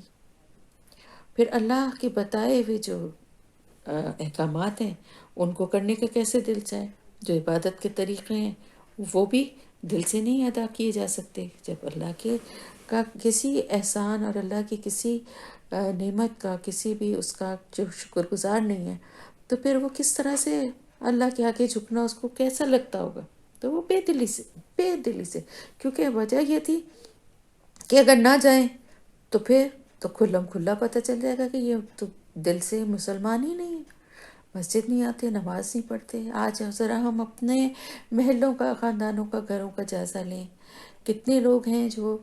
نماز پڑھنے کے لیے مسجدوں میں جاتے ہیں، اور کتنے لوگ ہیں، ہم عورتوں کی بات کرتے ہیں، ہم مردوں کی نہیں کرتے. مردوں کو تو خیر مسجد میں جانا چاہیے. آپ دیکھیں نا،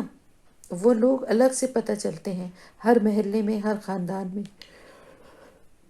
جو اذان ہوتے ہی مسجدوں کا رخ کرتے ہیں، اور دل میں خود بخود ان کے لیے قدر پیدا ہوتی ہے. باقی اللہ جو ان کے ساتھ معاملہ رحمت کا انشاءاللہ کرے گا وہ الگ. میں ہم عورتوں کی بات کرتی ہوں، ہمیں تو مسجد نہیں جانا، ہمیں تو گھر میں پڑھنا ہے. تو کسالہ ہمارے لیے کیا ہے؟ اذان ہوئی، ابھی پڑھتے ہیں، فون پہ بات کر لیں، ٹی وی پہ یہ پروگرام ختم ہو جائے، ابھی یہ کام کرنا ہے، ابھی یہ کر لیں، یہ چڑھا دیں، وہ کر دیں. یہ سب کیا ہے؟ کسالہ، سستی کرنا. آخر وقت ہو گیا، او اب تو اتنا سا ٹائم رہ گیا، جلدی جلدی وضو کرو، جلدی جلدی نماز پڑھنے کھڑے ہو جاؤ. حکم کیا ہے؟ اذان کی آواز کیا ہے؟ بلاوا ہے. جب آپ نے اذان کا جواب دیا، اس پکار کا جواب دیا، فوراً اٹھیں، وضو کریں، نماز کے لیے کھڑے ہو جائیں. اگر ایسا نہیں ابھی تک کرتے ہم سب میں سے جو بھی، تو آج سے عہد کریں کہ نعوذ باللہ، استغفر اللہ، ہم ان لوگوں کے صف میں نہیں شامل ہونا چاہتے جن کا اللہ یہاں ذکر کر رہا ہے کہ وہ نماز پڑھنے میں سستی دکھاتے ہیں، ریاکاری والی نماز پڑھتے ہیں. نہیں، جب کسی لوگوں کے سامنے ہوتے ہیں، کسی محفل میں ہوتے ہیں، تو بہت لمبے لمبے سجدے، لمبی لمبی نمازیں پڑھتے ہیں، بہت زیادہ خشوع و خضوع دکھاتے ہیں. اور جب تنہائی میں ہوتے ہیں تو جلدی جلدی ٹکریں مارتے ہیں. تو ہمیں کیا کرنا ہے؟ ہمیں تنہائی میں زیادہ خشوع و خضوع دکھانا ہے. جب ہماری عادت ہی ہوگی تو پھر ہم جہاں کہیں محفل میں بھی پڑھیں گے تو اسی طرح پڑھیں گے. وہ پھر ریاکاری نہیں ہے، پھر ہم اسی طرح پڑھنے کے عادی ہیں. پہلی بات. دوسری بات یہ، اول وقت میں پڑھیں، فوراً اذان ہوتے ہی نہیں تو تھوڑی دیر میں 10 منٹ، 15 منٹ، 20 منٹ، اگر کوئی کام کر رہے ہیں اس کو کمپلیٹ کیا، فوراً نماز کے لیے کھڑے ہو جائیں. ٹالتے نہ رہیں کہ ابھی کرتے ہیں تو جب بھی کرتے ہیں تو یہ کریں گے تو پڑھیں گے، وہ کریں گے تو یہ نہ کریں. یہ شیطان کے بہکاوے ہیں. اور اب ماشاءاللہ سے نماز کے طریقے، دعائیں، چیزیں بھی جو جو یاد ہوتی جا رہی ہیں ان کو ساتھ ہی ساتھ اپنی نماز کا حصہ بناتی چاہیے. صرف یاد کرنے کے لیے نہیں ہے، وہ اس کو پریکٹیکلی اس کو اپنی نمازوں میں شامل کرتے چاہیے. تو آخر وقت میں بے دلی سے ٹکریں مارنا یہ منافقت کی نشانی ہے. مجبوراً نماز کے لیے کھڑا ہونا، مارے باندھے کہ اب کوئی چارہ ہی نہیں ہے، کوئی راستہ ہی نہیں بچا، اب تو وقت جا رہا ہے، پڑھنا ہی ہے. انتظار کرتے رہتے ہیں، ابھی کیا ٹائم ہے، اچھا ابھی تو وقت ہے، اچھا کیا ٹائم، ابھی تو وقت ہے. اور آخر وقت میں بس اب تو مجبوراً ہے کہ بس اب تو پڑھنا ہی ہے. ایسا نہ کریں. کیونکہ یہ کن لوگوں کا طریقہ کار ہے؟ منافقین کا۔ اور پھر اس کے بعد ایک اور بات بھی آپ کو معلوم ہے نا کہ قیامت کے دن سب سے پہلا سوال، سب سے پہلے حساب کس چیز کا لیا جائے گا؟ نماز کا۔ تو نماز جو ہے وہ مومن کی نشانی ہے، تو یہ اسی کے لیے یہ اسی کو بے دلی سے انجام دیتے تھے، دیر کرتے تھے، سستی دکھاتے تھے۔ پھر اللہ تعالیٰ فرما رہے کہ صرف نماز میں ہی سستی نہیں دکھاتے، بلکہ جب اللہ کی راہ میں خرچ کرنا پڑ جائے تو بھی پیچھے ہوتے ہیں، اور اگر کبھی مجبوراً خرچ کرنا پڑ ہی جائے تو انتہائی ناگواری سے، بے دلی سے خرچ کرتے ہیں، یعنی بہت ناپسند ہوتا ہے انہیں مال خرچ کرنا۔ مال کی محبت دل میں بہت ہوتی ہے، یہ بھی منافقین کی ایک نشانی ہے کہ دل میں مال کی محبت بہت ہوتی ہے۔ اللہ کی راہ میں خرچ کرنا یا کسی اور پہ خرچ کرنا بڑا ناگوار گزرتا ہے۔ مال کی محبت صرف اس وجہ سے ہونی چاہیے کہ وہ ہماری ضرورتوں کو پورا کرتا ہے اور اللہ کی نعمت ہے ہمارے لیے، ہماری زندگی اس سے ہم اچھی بنا سکتے ہیں، ٹھیک ہے، لیکن اللہ کی راہ میں بھی ساتھ ہی ساتھ خرچ کرنا، اس پہ دل نہیں دکھنا چاہیے، افسوس نہیں ہونا چاہیے کہ اتنا پیسے نکل گئے، اتنے کم ہو گئے، اتنا خرچ کر دیا، کیوں دے دیا، زکوٰۃ دینا ہو یا صدقات دینے ہوں۔ تو منافقین کیا کرتے تھے کہ اگر کبھی انتہائی مجبوری میں دینا بھی پڑتا تھا تو بے دلی سے، ناگواری سے دیتے تھے۔ تو اب آپ یہ سوچیں کہ اگر آپ کسی کو بھی اپنے گھر میں، اپنے دوستوں میں، کہیں بھی کوئی چیز انتہائی مجبوراً کسی کو، اس کو یہ احساس ہو جائے کہ آپ یہ چیز بڑی بے دلی اور مجبوری سے، یعنی اب آپ کے اوپر ایک مصیبت ہی آ گئی ہے کہ دینا ہی دینا ہے تو آپ دے رہے ہیں، تو لینے والے کا کیا دل چاہے گا؟ اسے اچھا لگے گا کہ آپ نے منہ بنا کے بڑی مشکلوں سے دیتے ہوئے کوئی چیز نکالتے ہوئے کسی کو دی کہ اب تو یہ بالکل میرے سامنے ہی پڑ گئی ہے، اب تو دینا ہی پڑے گا؟ تو ایسی چیز سے لینے والے کو کیا خوشی ہوگی، اسے کیا اچھا لگے گا؟ پھر اگر معاملہ اللہ تعالیٰ کا ہو، اللہ کی راہ میں خرچ کرنا ہو، تو اللہ ایسے مال کو کیسے قبول کرے گا جو جبراً دیا جا رہا ہے، ناگواری سے دیا جا رہا ہے؟ تو جب کوئی انسان اس کو نہیں برداشت کر سکتا، اس کو نہیں پسند، تو اللہ تعالیٰ جو کہ بے نیاز ہے، اس کو تو کچھ نہیں چاہیے، ضرورتوں سے بے نیاز ہے، وہ تو صرف دینا جانتا ہے، غنی ہے وہ، اور وہ اگر ہم سے یہ نیکی کا کام کرواتا ہے، ایک کے ذریعے سے دوسرے کو دلواتا ہے، تو وہ اس لیے کہ ہمارے لیے ہماری نیکیوں میں اضافہ ہو، ہمیں اس کا اجر و ثواب ملے، ورنہ اس کے لیے کوئی مشکل نہیں۔ ہر ایک کی پریشانی وہ ویسے ہی دور کر سکتا ہے فرشتوں کے ذریعے یا اپنے کلمہ کن کے ذریعے۔ تو یہ اس وجہ سے یہ باتیں ایسی ہیں کہ جن کی وجہ سے ان کے صدقات قبول نہیں ہو سکتے، کبھی بھی نہیں ہو سکتے۔ تو آپ دیکھیے کہ اس آیت میں 4 باتیں بتائی گئی ہیں کہ جن کی وجہ سے ان کے صدقات قبول نہیں ہو سکتے۔ سب سے پہلا کیا ہے؟ اللہ کا انکار، اللہ کے ساتھ کفر کرنا۔ پھر نمبر 2، اللہ کے رسول کے ساتھ بھی کفر کرنا، یعنی ان کی اطاعت نہ کرنا۔ پھر نمبر 3 کیا ہے کہ نماز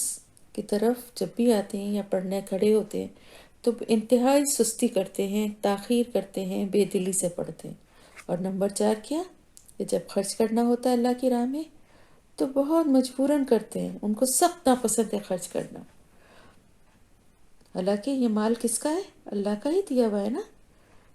تو اللہ کے دیے ہوئے مال کو ہی اللہ کی راہ میں خرچ کرنا جو ہے ان کو ناگوار گزرتا ہے۔ فلا، پس نہ،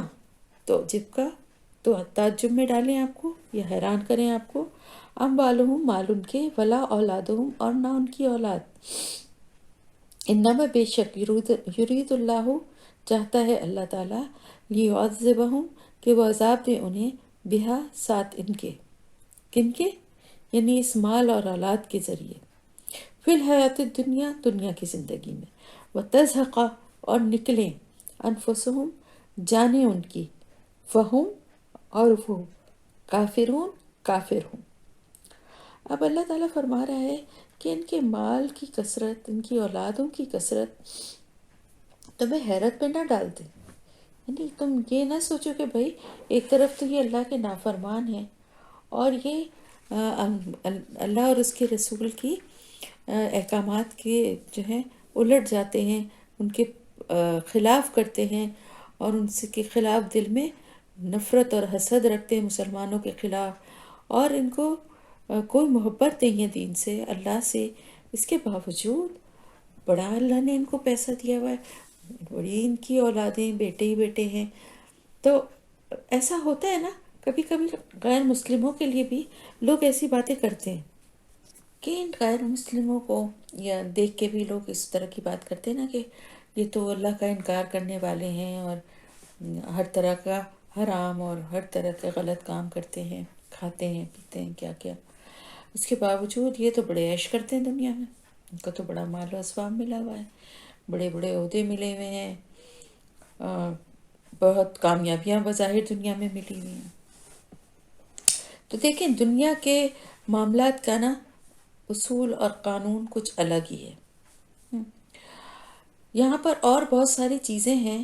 جن کی وجہ سے لوگوں کو بہت کچھ ملتا ہے، تعلیم ہے اور بہت کچھ فائدے ہیں لوگوں کو حاصل ہوتے ہیں. دوسری سب سے بڑی بات جو ہے نا وہ یہ ہے کہ کسی بھی انسان کے پاس پیسے کی ریل پیل ہونا یا کاروبار میں ترقی ہونا یا بہت بڑے بڑے عہدوں پہ پوزیشنز پر پہنچنا یا بہت زیادہ مال ہونا جس سے کہ بہت کچھ پراپرٹی یا چیزیں بنا لی ہیں، یا پھر بہت قابل اور خوبصورت پڑھے لکھے بچے ہوں، بیٹے ہوں خاص طور سے، تو یہ یاد رکھیں کہ ضروری نہیں ہے کہ ایسا شخص جو ہے وہ اللہ کے پاس بھی اس کے مرتبہ بڑا ہے یا اس کا اجر بڑا ہے یا وہ اپنے مال کے حساب سے بھی یہ اس کی نیکی کی، اس کے اعمال کی نیکی کی وجہ سے اس کو یہ نعمتیں حاصل ہوں. آپ کے سامنے فرعون اور نمرود کی مثالیں ہیں، کتنے بڑے بڑے شہنشاہ اور بادشاہ گزرے ہیں جنہوں نے خدائی تک کا دعویٰ کر دیا، یعنی اپنی سلطنتوں کو کے حساب سے کہ مطلب اتنی بڑی سلطنتیں تھیں. تو کیا وہ دولت اور وہ اتنا بڑا عہدہ بادشاہ ہونا کسی ملک کا اور تمام یعنی وسائل اولادیں اور سب کچھ ہونا، کیا یہ اس چیز کو ثابت کرتی ہیں کہ وہ اللہ کے بڑے نیک اور بڑے ان کے اعمال جو ہیں وہ اللہ کے پاس بڑے مقبول ہیں؟ نہیں ہے نا. اس کے برعکس آپ مسلمانوں کا حال دیکھیں، خود آپ صلی اللہ علیہ وسلم کا حال دیکھیں کہ آپ صلی اللہ علیہ وسلم جو کہ سمجھیے کہ افضل ترین انسان دنیا کے، ان کا کیا حال تھا کہ ان کا جو حجرہ تھا، حضرت عائشہ رضی اللہ تعالیٰ عنہ بتاتی ہیں کہ جب آپ صلی اللہ علیہ وسلم رات کو اٹھ کے نماز تہجد کے لیے کھڑے ہوتے تھے، تہجد پڑھنے، آپ صلی اللہ علیہ وسلم جب سجدہ کرنے لگتے تھے تو اپنے ہاتھ سے حضرت عائشہ رضی اللہ تعالیٰ عنہ کا پاؤں ایک سائڈ پہ کرتے تھے اور پھر سجدہ کرتے تھے. یعنی اتنا چھوٹا حجرہ تھا اور اتنا ہی سادہ بستر. کوئی مہینہ ایسا نہیں گزرتا تھا کہ جس میں 2 وقت پیٹ بھر کے کھانا کھایا. تو کیا پتہ چلا ہمیں کامیابی کیا ہے، نیکی کیا ہے؟ کامیابی ہے اس شخص کے دل کا اطمینان اور اللہ کے پاس اس کا اجر و ثواب. یہ ہے ایک مومن کی کامیابی. ضروری نہیں ہے کہ یہ غربت ہی ایک معیار ہے ایک مومن کے لیے، ایک کامیاب ایک باعمل مسلمان کے لیے. اللہ تعالیٰ کی نعمتیں ہیں، مال و دولت بھی، اور بہت سارے اللہ کے نیک بندے ہیں جن کے پاس مال و دولت بھی ہے، اللہ نے ان کو بہت نوازا ہے اور وہ اللہ کی راہ میں خوب خرچ بھی کرتے ہیں. تو یہ کوئی ضروری نہیں ہے، یہ کوئی بتانے کا مقصد یہ کہ یہ کوئی کرائٹیریا نہیں ہے کسی کی نیکی کو جج کرنے کے لیے یا کسی کو اللہ کی بہت نیک اور مقبول اس کے عمل ہیں یہ ایسا ثابت کرنے کے لیے. بعض دفعہ اللہ تعالیٰ کسی کو مال سے اور اولاد سے بھی آزماتا ہے. تو اللہ تعالیٰ فرما رہا ہے کہ ہمیشہ ہمیشہ یہ بات ہر انسان کو یاد رکھنا چاہیے کہ مال کی فراوانی اور اولاد کی کثرت کسی بھی انسان کے اچھے عمل کا نتیجہ نہیں ہوتی۔ حقیقی کامیابی یہ چیزیں حقیقی کامیابی یا خوشی نہیں ہیں، ورنہ وہ بادشاہ جو کہ مسلمان بھی نہیں ہیں وہ کس طرح سے اتنی عیش و عشرت کی زندگی گزار رہے ہیں۔ اگر ایسی بات ہوتی تو اللہ تو ان کو کسی طرح سے کسی قابل ہی نہ چھوڑتا، لیکن پھر اگر اس طرح سے ہونے لگے نا کہ صرف ایمان والوں کو ہی اللہ کی تمام نعمتیں حاصل ہوں اور جو اللہ کا انکار کرے اس سے ساری نعمتیں چھن جائیں، تو پھر تو حق اور باطل بالکل واضح ہو جائے گا نا، اور پھر لوگ تو صرف ان انعامات کے لالچ میں مسلمان ہوں گے۔ تو یہ اللہ کی تقسیم ہے دنیا کے حساب سے، جس میں کافروں کو بھی اللہ نے دیا ہے اور بعض جگہ مومنین کو اتنا نہیں دیا ہے، لیکن یہ اللہ کی تقسیم ہے جس سے کہ ایمان کی آزمائش ہوتی ہے۔ مومن کی بھی ہوتی ہے کہ وہ ان سب چیزوں کو دیکھ کے بھی اپنے اللہ پہ پورا بھروسہ رکھے، اور کافروں کی بھی، کیونکہ اگر کافروں کے سامنے یہ آ جائے کہ صرف مومنین جو ہیں ان کو ہی سب کچھ ملی ہے، دولت کی ریل پیل بھی ان کے آئی ہے اور اولاد بھی کثرت سے نیک اور اچھی پڑھی لکھی خوبصورت، تو وہ کہیں گے اس کا مطلب ہے کہ یہی صحیح بات ہے، دین اسلامی صحیح ہے، اور اگر نہیں بھی سمجھیں گے تو اس لالچ میں آ جائیں گے دین اسلام۔ تو اس لیے اللہ تعالیٰ فرما رہا ہے کہ ان کی جو یہ مال و اولاد کی کثرت ہے یہ تم کو کسی بھی طرح کے دھوکے میں، یا تمہیں ایسا نہ ہو کہ اس سے تمہیں تعجب ہونے لگے۔ تو اب اس کی وجہ اصل کیا ہے کہ بعض دفعہ مال و اسباب جن کے پاس ہوتا ہے وہ اللہ کی راہ میں خرچ کرتے ہیں اور اچھی زندگی بھی گزارتے ہیں، ان سے انسان کو ان کے لیے اچھی بات سوچنا چاہیے کہ یہ ان کے عمل قبول ہو رہے ہیں کیونکہ یہ ایمان والے لوگ ہیں اور یہ اپنی زندگی جو ہے اللہ کے بتائے ہوئے راستے کے مطابق گزار رہے ہیں۔ لیکن جو ایمان والا نہیں ہے، ریاکاری کرتا ہے، دکھاوا کرتا ہے، یا ایمان جس کا نہیں ہے، اس کے پاس مال و دولت کا ہونا کسی بھی طرح کے کوئی اچھی کوئی بات نہیں ہے، بلکہ یہ بھی ایک اس کے لیے ایک سزا ہے، جیسا کہ اللہ تعالیٰ کے بتا رہا ہے، فرما رہا ہے کہ اللہ تعالیٰ انہیں ان کے مال اور اولاد کے ذریعے ہی عذاب دینا چاہتا ہے۔ در حقیقت بات یہ ہے کہ یہ جو دیا ہے سب کچھ اس کے ذریعے ہی انہیں عذاب دے گا۔ بعض دفعہ کیا ہوتا ہے کہ دنیا میں ہی اللہ تعالیٰ انہیں عذاب کی شکل دکھا دیتا ہے، کاروبار میں نقصان ہو جاتا ہے، لاکھ سے خاک ہو جاتے ہیں، سب کچھ ختم ہو جاتا ہے، بہت اچھی نوکری، بہت اچھے عہدے پہ تھے، ایک دم اچانک نوکری ختم ہو جاتی ہے، کچھ ایسا خرچہ آ گیا، کچھ ایسے معاملات ہو گئے کہ سب جمع پونجی ختم ہو گئی اور قرض کے چکر میں پھنس گئے، کوئی ایسی بیماری، کوئی ایسی تکلیف آ گئی کہ قرض کے چکر میں پھنس گئے۔ اولاد سے بھی اللہ تعالیٰ آزماتا ہے کہ پڑھایا لکھایا، اچھی شکل صورت کی اولاد ہے لیکن نافرمان نکل گئی، ماں باپ کا احساس ہی نہیں ہے، ماں باپ کو چھوڑ کے چلی گئی۔ یا یہ بھی ہوتا ہے، اب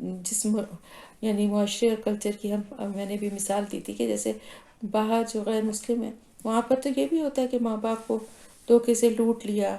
ان کی جائیداد پہ قبضہ کر لیا، دھوکے سے سائن کروا لیے، بہت کچھ ہوتا ہے۔ تو یہ اولاد کے ذریعے ہی یہ بھی عذاب کی ایک شکل ہے کہ جن پر وہ اتنا ناز کرتے ہیں اپنے مال پر اور اولاد پر، بعض دفعہ اللہ تعالیٰ دنیا میں انہی کے ذریعے سے اللہ پاک ان کو عذاب کی شکل میں ان کی آزمائش کرتا ہے۔ تو یہ سارے جو ہے نا، یا پھر کوئی ایسا حادثہ ہوتا ہے جس میں جوان بچے مر جاتے ہیں، اپنے طور پہ تو بڑا پڑھایا لکھایا سب کچھ کیا لیکن اللہ تعالیٰ کی امانت تھی، اس نے واپس لے لی۔ تو یہ ساری چیزیں جو ہے نا عذاب کی شکلیں بھی ہیں، لیکن یہ یاد رکھیے کہ مومنین کے ساتھ اگر اس طرح کا معاملہ ہوتا ہے وہ عذاب کی شکل نہیں ہے، یہ منافقین کا یہاں ذکر ہو رہا ہے۔ تو یہ دونوں چیزیں ہیں جنہیں وہ اپنی دنیا کی زندگی کی کامیابیاں سمجھ کر لالچ کر رہا تھا، وہی اس کو برباد کرنے کا سبب بنے گی۔ اور پھر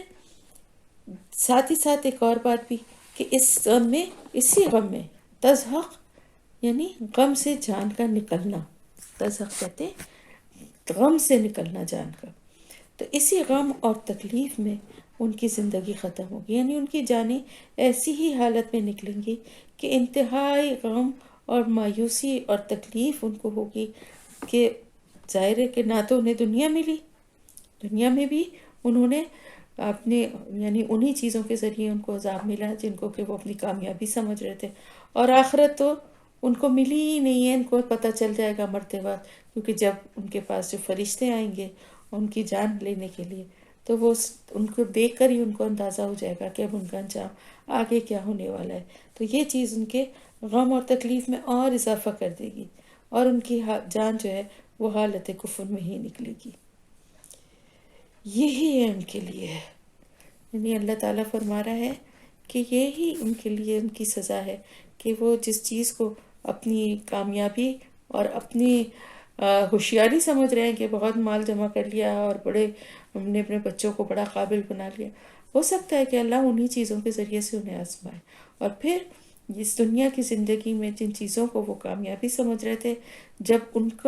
ان کے ذریعے سے ان کو آزمایا جائے گا، ان کو عذاب ملے گا، تو پھر ان کی جان بڑی تکلیف میں نکلے گی، کیونکہ حالت کفر میں ان کی جان نکلے گی تو ان کے سامنے ان کو یہ اندازہ ہو جائے گا کہ دنیا تو جیسی گزری زندگی گزر گئی، اور آخرت کا انجام بھی بہت برا ہے۔ وہ یحلفون، اور وہ قسمیں کھاتے ہیں، باللہ، اللہ کی، انہم، بے شک وہ، لمنکم، البتہ تم میں سے ہیں، وما ہم، حالانکہ نہیں وہ، منکم، تم میں سے، ولکنہم قوم یفرقون، اور لیکن وہ ایسے لوگ ہیں جو ڈرتے ہیں۔ تو اب یہ کیا ہے کہ یہ منافقین جو تھے ان کا کام کیا تھا کہ جب آپ صلی اللہ علیہ وسلم کے پاس آتے تھے تو اپنی منافقت کو چھپانے کے لیے اور زیادہ خوشامد اور چاپلوسی سے بات کرتے تھے، تاکہ کسی پر ان کی منافقت ظاہر نہ ہو۔ قسمیں کھا کھا کر یقین دلاتے تھے اپنی وفاداری کا، کہ ہم تو آپ ہی کے ساتھ ہیں، ہم تو ہر معاملے میں جب بھی کوئی بات ہوگی ہم تو آپ کا ہی ساتھ دیں گے، لیکن حقیقت کیا تھی؟ حقیقت جو تھی وہ اس کے برعکس تھی، وہ اندر سے مومنین کے ساتھ نہیں ہے۔ اللہ تعالیٰ فرما رہا ہے کہ بظاہر تو وہ قسم کھا کھا کے کہتے ہیں، لیکن در حقیقت وہ اندر سے مومنین کے ساتھ نہیں ہے، بلکہ ڈر کے مارے آپ کی اس طرح کی بات آ کے کہتے ہیں تاکہ ایسا نہ ہو کہ ان کی منافقت لوگوں پہ ظاہر ہو جائے، اپنے آپ کو مومن ہی ظاہر کرنا چاہتے ہیں، اور کہتے ہیں کہ ہم آپ کے ساتھ ہیں۔ کیوں مومن ظاہر کرنا چاہتے ہیں؟ تاکہ دونوں طرف سے فائدے حاصل کر سکیں۔ ہم نے پڑھا تھا نا سورہ بقرہ میں کہ جب آپ صلی اللہ علیہ وسلم کے پاس آتے تو کہتے ہیں ہم آپ کے ساتھ ہیں، اور جب تنہائی میں اپنے شیطانوں اور ساتھیوں سے ملتے ہیں تو کہتے ہیں ہم تو اصل میں تمہارے ساتھ ہیں، ہم تو وہاں دھوکہ دے رہے تھے۔ تو یہی ان کی فطرت ہے کہ یہ اس ڈر سے کہ ان کی اصلیت کھلے نہ، آ کے جھوٹی قسمیں کھاتے ہیں۔ لو یجدونا، اگر وہ پائیں، مل جان، کوئی جا پناہ، جائے پناہ، او یا مغاراتن، کوئی غار، اور مدخلن، کوئی گھس بیٹھنے کی جگہ، یا کوئی گھس بیٹھنے کی جگہ، لولو، البتہ وہ بھاگ جائیں، الہی، اس کی طرف، وہم یجمعون، اور وہ سرکشی کرتے ہیں۔ اب آپ یہ دیکھیں کہ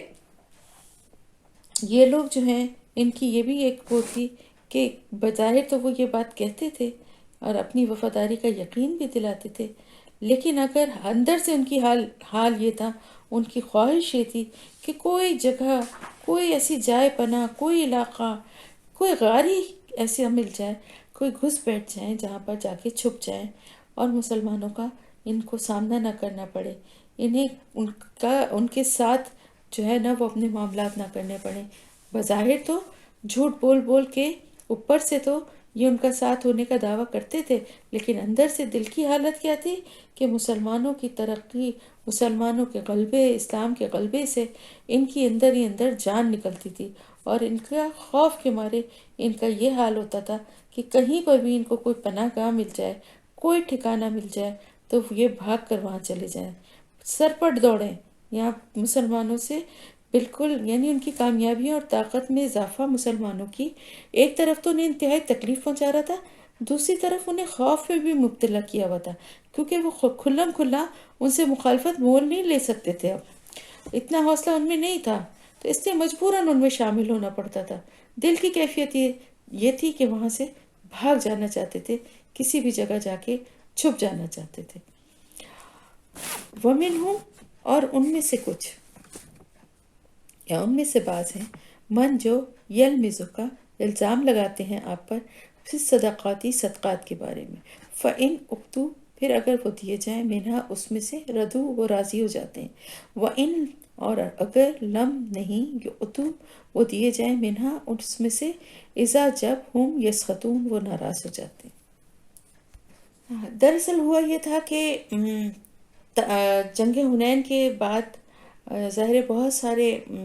نو مسلم بھی جو تھے فتح مکہ کے بعد وہ بھی اس لشکر میں مسلمانوں کے شامل ہو گئے تھے، تو ان کی تالیف قلب کے لیے آپ کو معلوم ہے نا ایک بہت بڑا جو مصرف ہے زکوٰۃ کا بھی وہ تالیف قلب بھی ہے کہ جو نو مسلم ہوتے ہیں ان کی ان کا دل بڑھانے کے لیے، حوصلہ بڑھانے کے لیے، تاکہ وہ اور زیادہ بڑھ چڑھ کے اچھی طرح وہ حصہ لیں اللہ کے اور دین کے کاموں میں۔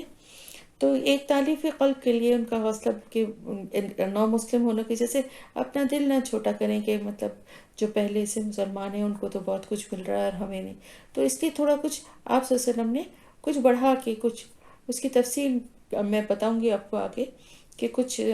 چیزیں اس طرح سے آپ نے دی تھیں بعض سرداروں کو، جیسے ابو سفیان یا کچھ اس طرح کے کچھ سرداروں کو آپ صلی اللہ علیہ وسلم نے دی تھیں۔ تو اب اور یہ بھی ایک اور وجہ بھی تھی کہ اب ایک پورا سسٹم بن گیا تھا نا، یعنی کہ زکوٰۃ جمع ہوتی تھی، صدقات جمع ہوتے تھے، بیت المال بنا تھا، اور آپ صلی اللہ علیہ وسلم کے پاس ہر طرف سے علاقے فتح ہو رہے تھے اور دولت ہر طرف سے آتی تھی، اور آپ صلی اللہ علیہ وسلم اس کو اپنے ہاتھوں سے خرچ فرماتے تھے۔ اب عرب کے لوگوں نے کبھی اس سے پہلے کسی ایک شخص کے ہاتھوں میں اتنی دولت جمع ہوتے اور تقسیم ہوتے نہیں دیکھی تھی، یہ بھی ایک وجہ تھی۔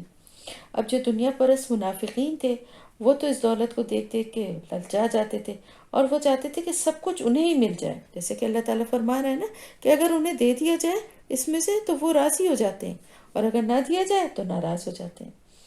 تو یہی وجہ ہے کہ ہوا یہ تھا کہ جب آپ صلی اللہ علیہ وسلم زکوٰۃ اور صدقات کا مال جیسے کہ میں نے بتایا کہ خود تقسیم فرماتے تھے، ایک دفعہ یوں ہوا کہ مال کی تقسیم کے دوران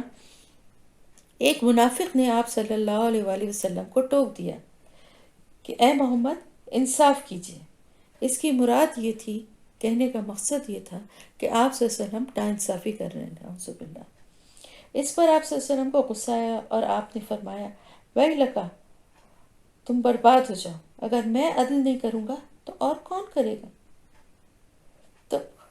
بات یہ تھی کہ آپ صلی اللہ علیہ وسلم کے بارے میں ایسی کوئی بات کرنا تو دور کی بات ہے، ایسی بات سوچنا بھی، آپ کی ذات پہ عدم اعتماد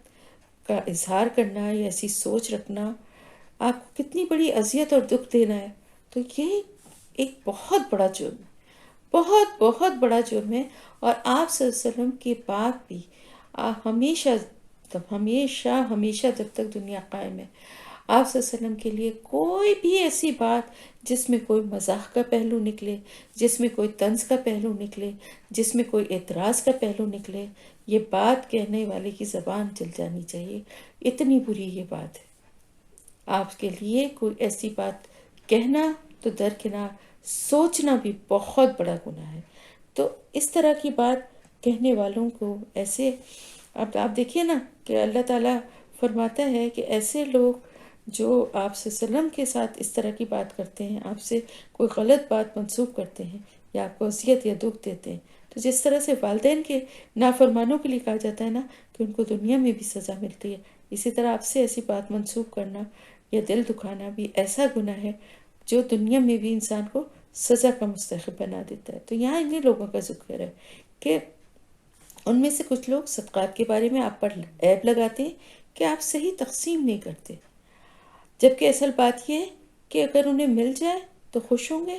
اور کچھ نہیں کہیں گے، اور اگر انہیں کچھ نہ دیا جائے تو ناراض ہو جاتے ہیں۔ یلمزق کا جو لفظ آیا ہے نا، اس کا مطلب یہ ہے ویل لکل ہمزۃ لمزہ، آپ بھی پڑھا تھا نا ہم نے، تو یہ ہے بھووں کو چڑھا کر آنکھوں کے اشاروں سے یا آنکھوں کو گھما کے کسی طرف ایسے ہی آنکھوں میں کسی کا مذاق اڑانا یا اشارہ کر کے اس کی طرف دیکھ کے کچھ اس طرح کے اشارے کرنا جس سے کہ نخواستہ کسی کا مذاق اڑانا یا تضحیق کرنا جو ہے وہ اس کا مقصد ہو۔ تو اس شخص نے جو کہا تھا وہ آپ صلی اللہ علیہ وسلم کو یعنی اس طرح کی بات اسی وجہ سے کہی تھی کہ اس کے پیچھے اس کا لالچ تھا۔ اللہ تعالیٰ اس کی نیت کو بیان فرما رہا ہے کہ وہ تو یہ اصل میں یہ وہ بات اسی لیے کہہ رہا تھا کیونکہ وہ چاہتا تھا کہ اس کو دیا جائے مال، تاکہ وہ چپ ہو جائے، اور اگر نہیں دیا جائے تو وہ اس طرح ناراضگی کا اظہار کرے۔ اصل میں یہی تو وہ بات تھی نا جو پچھلی آیت میں جس کا ذکر ہے نا، کہ اگر انہیں ملے کوئی جائے پناہ یا کوئی غار یا تو یہ سر پر دوڑتے ہوئے یہ بھاگ کے چھپ جائیں، گھس جائیں، کیونکہ اصل بات یہ تھی کہ ایک تو ان کو زکوٰۃ دینی پڑ رہی تھی۔ اگر یہ سوچتے تھے کہ مدینہ کو چھوڑ کے چلے جائیں تو اپنی جائیدادیں اور یہ سب چیزیں یہیں پہ رہ جائیں گی، اور اگر یہاں رہیں تو زکوٰۃ ادا کریں، زبردستی نمازیں پڑھنے پہ مجبور ہیں۔ تو اور اس کے علاوہ ایک طرف نمازوں کا یہ تھا کہ ان کو زبردستی پڑھنی پڑ رہی ہیں، دوسری طرف یہ کہ مال میں سے زکوٰۃ، یعنی ان کو تو لگتا تھا جیسے زبردستی ایک ہم سے جرمانہ لیا جا رہا ہے زکوٰۃ کی شکل میں۔ اور پھر اس کے بعد ایک اور بھی خوف تھا کہ آئے دن جہاد ہے، کبھی کہیں جنگ ہو رہی ہے، کبھی کسی دشمن کا مقابلہ ہے، آئے دن جان اور مال کی قربانی۔ تو ان سب چیزوں کی وجہ سے اس قدر یہ بے چین تھے کہ بس نہیں چلتا تھا کہ کہاں نکل کر بھاگ جائیں اور کس طرح سے اپنے آپ کو اور اپنے مال کو بچا لیں۔ تو اتنا مال کی محبت تھی، تو اس وجہ سے اب یہاں پر بھی یہ اعتراض اسی لیے تھا کہ یہ مال جو ہے یہ ہمیں دے دیا جائے، یہ اوروں کو کیوں دیا جا رہا ہے۔ اللہ تعالیٰ فرما رہا ہے وَلَا، اور اگر انہم، بے شک وہ، ردو، راضی ہو گئے، ماں جو آتا ہم، دیا انہیں، اللہ نے، ورسولہ، اور اس کے رسول نے، وقالو، اور انہوں نے کہا، حسبنا اللہ، کافی ہے ہمیں اللہ، سیؤتینا، ان قریب دے گا ہمیں اللہ من فضلہ، اپنے فضل سے، ورسولہ، اور اس کا رسول، ان بے شک ہم اللہ، اللہ کی طرف، راغبون، رغبت کرنے والے ہیں۔ اب اللہ تعالیٰ فرما رہا ہے کہ اگر وہ اللہ اور اس کے رسول کی جو تقسیم تھی، جس طرح سے مال کو تقسیم کیا جا رہا تھا، اس پر اگر وہ راضی ہو جاتے، جو کچھ بھی ان کو ملتا اس پر وہ راضی ہو جاتے، اور اگر ان کو کوئی کمی لگتی بھی تو کہتے کہ ہمارے لیے تو ہمارا اللہ ہی کافی ہے، ہمیں پورا یقین ہے کہ عنقریب وہ اپنے فضل سے ہمیں اور بھی نوازے گا، اور بے شک اللہ اور اس کا رسول ہم انہی کی طرف راغب ہیں، اسی کی طرف دل لگانے والے ہیں۔ تو اس کے بدلے میں اللہ تعالیٰ ان کو بہت نوازتا اپنے فضل سے، اگر وہ یہ کہتے کہ اگر وہ جو کچھ اللہ کی اور رسول کی، یعنی اللہ تعالیٰ کی طرف سے آپ صلی اللہ علیہ وسلم نے کی جو تقسیم کا جو طریقہ آپ نے بتایا تھا، مال اور صدقات اور مال غنیمت، ان سب چیزوں کو، زکوٰۃ کا، تو وہ اس پہ اگر وہ راضی ہو جاتے، جس طرح اس کو تقسیم کیا جا رہا تھا اور جس طرح سے اس کو کلیکٹ کیا جا رہا تھا، اس پہ اگر وہ راضی ہوتے اور کہتے کہ ہمیں جو کچھ اللہ اور اس کے رسول نے دیا ہم اس پر راضی ہیں، تو اللہ تعالیٰ ہمیں کافی ہے، اور کیونکہ ہمیں اللہ کی رحمت سے امید ہے کہ عنقریب وہ اپنے فضل سے اس سے بھی زیادہ ہمیں دے گا، اور اس کا رسول، کیونکہ ہم اسی کی طرف رغبت رکھنے والے ہیں، یعنی اسی پر توکل کر کے راضی اور خوش ہونے والے ہیں۔ تو یہی ایک مومن کا ہونا بھی چاہیے، ہر اللہ کے حکم کی پہ عمل کر کے، یعنی اگر زکوٰۃ دے رہا ہے تو یہ نہیں کہنا چاہیے کہ میرا اتنے پیسے نکل گئے، اتنا میں نے اتنی زکوٰۃ دے دی، اتنا ہی کر دیا، بلکہ یہ سوچنا چاہیے کہ اللہ کا حکم ہے، یہ میرے مال کو پاک کرنے کا ذریعہ ہے، اللہ اپنے فضل سے اور برکت دے گا، کیونکہ اللہ تعالیٰ فرماتا ہے نا کہ زکوٰۃ اور صدقات یہ مال کو بڑھاتے ہیں۔ تو اللہ پہ توکل کر کے راضی خوشی دینے والے لوگوں کو اللہ تعالیٰ فرما رہے ہیں، پھر اللہ کی طرف سے اور بہت کچھ ملتا۔ انما، بے شک، الصدقات، صدقات، یہاں پر مراد ہے فرض صدقات، یعنی زکوٰۃ وغیرہ، للفقراء، فقراء کے لیے ہیں، یعنی جو غنی نہیں ہوتے، والمساکین، جو اور مسکینوں کے لیے، یعنی فقراء وہ ہیں جن کے پاس زیادہ پیسہ نہیں ہوتا، اور مسکین جو ہیں وہ فقراء سے بھی زیادہ برے حال میں ہوتے ہیں، والعاملین، اور جو کام کرنے والے ہوں۔ کس چیز کا کام کرنے والے ہوں؟ یعنی آپ دیکھیں نا کہ ایک پورا ایک ادارہ بنانا پڑتا ہے نا جو صدقات کو جمع کریں، یعنی کچھ لوگوں کی ڈیوٹی ہوتی ہے کہ وہ جا کے جمع کریں، یا جمع کروانے کے لیے جو آئیں اس کا حساب کتاب رکھیں، اور پھر اس کو تقسیم کرنے کے لیے بھی لوگوں کی فہرست ہو کہ کس کو کتنا دینا چاہیے، کون کتنا ضرورت مند ہے۔ تو یہ سارا کام کرنے کے لیے لوگوں کی ضرورت ہے نا، تو اب ان لوگوں کو اجرت کون دے گا،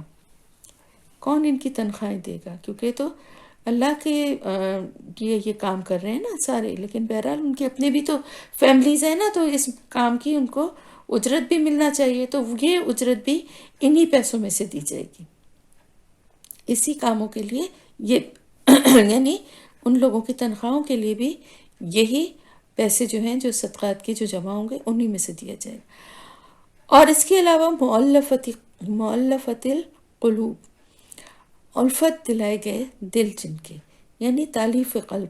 یہ وہ لوگ ہیں جن میں دو طرح کے لوگ شامل۔ ایک تو وہ جنہیں اسلام کی طرف لانا ہو، یعنی ان کے دلوں میں نرمی اور اسلام کی محبت پیدا کرنے کے لیے ان کی مشکل وقت میں ان کی مدد کرنا، ان کا ساتھ دینا مالی طور پہ، تاکہ وہ بھی دیکھیں کہ اسلام کی خوبیوں کو دیکھیں کہ اسلام کے نظام میں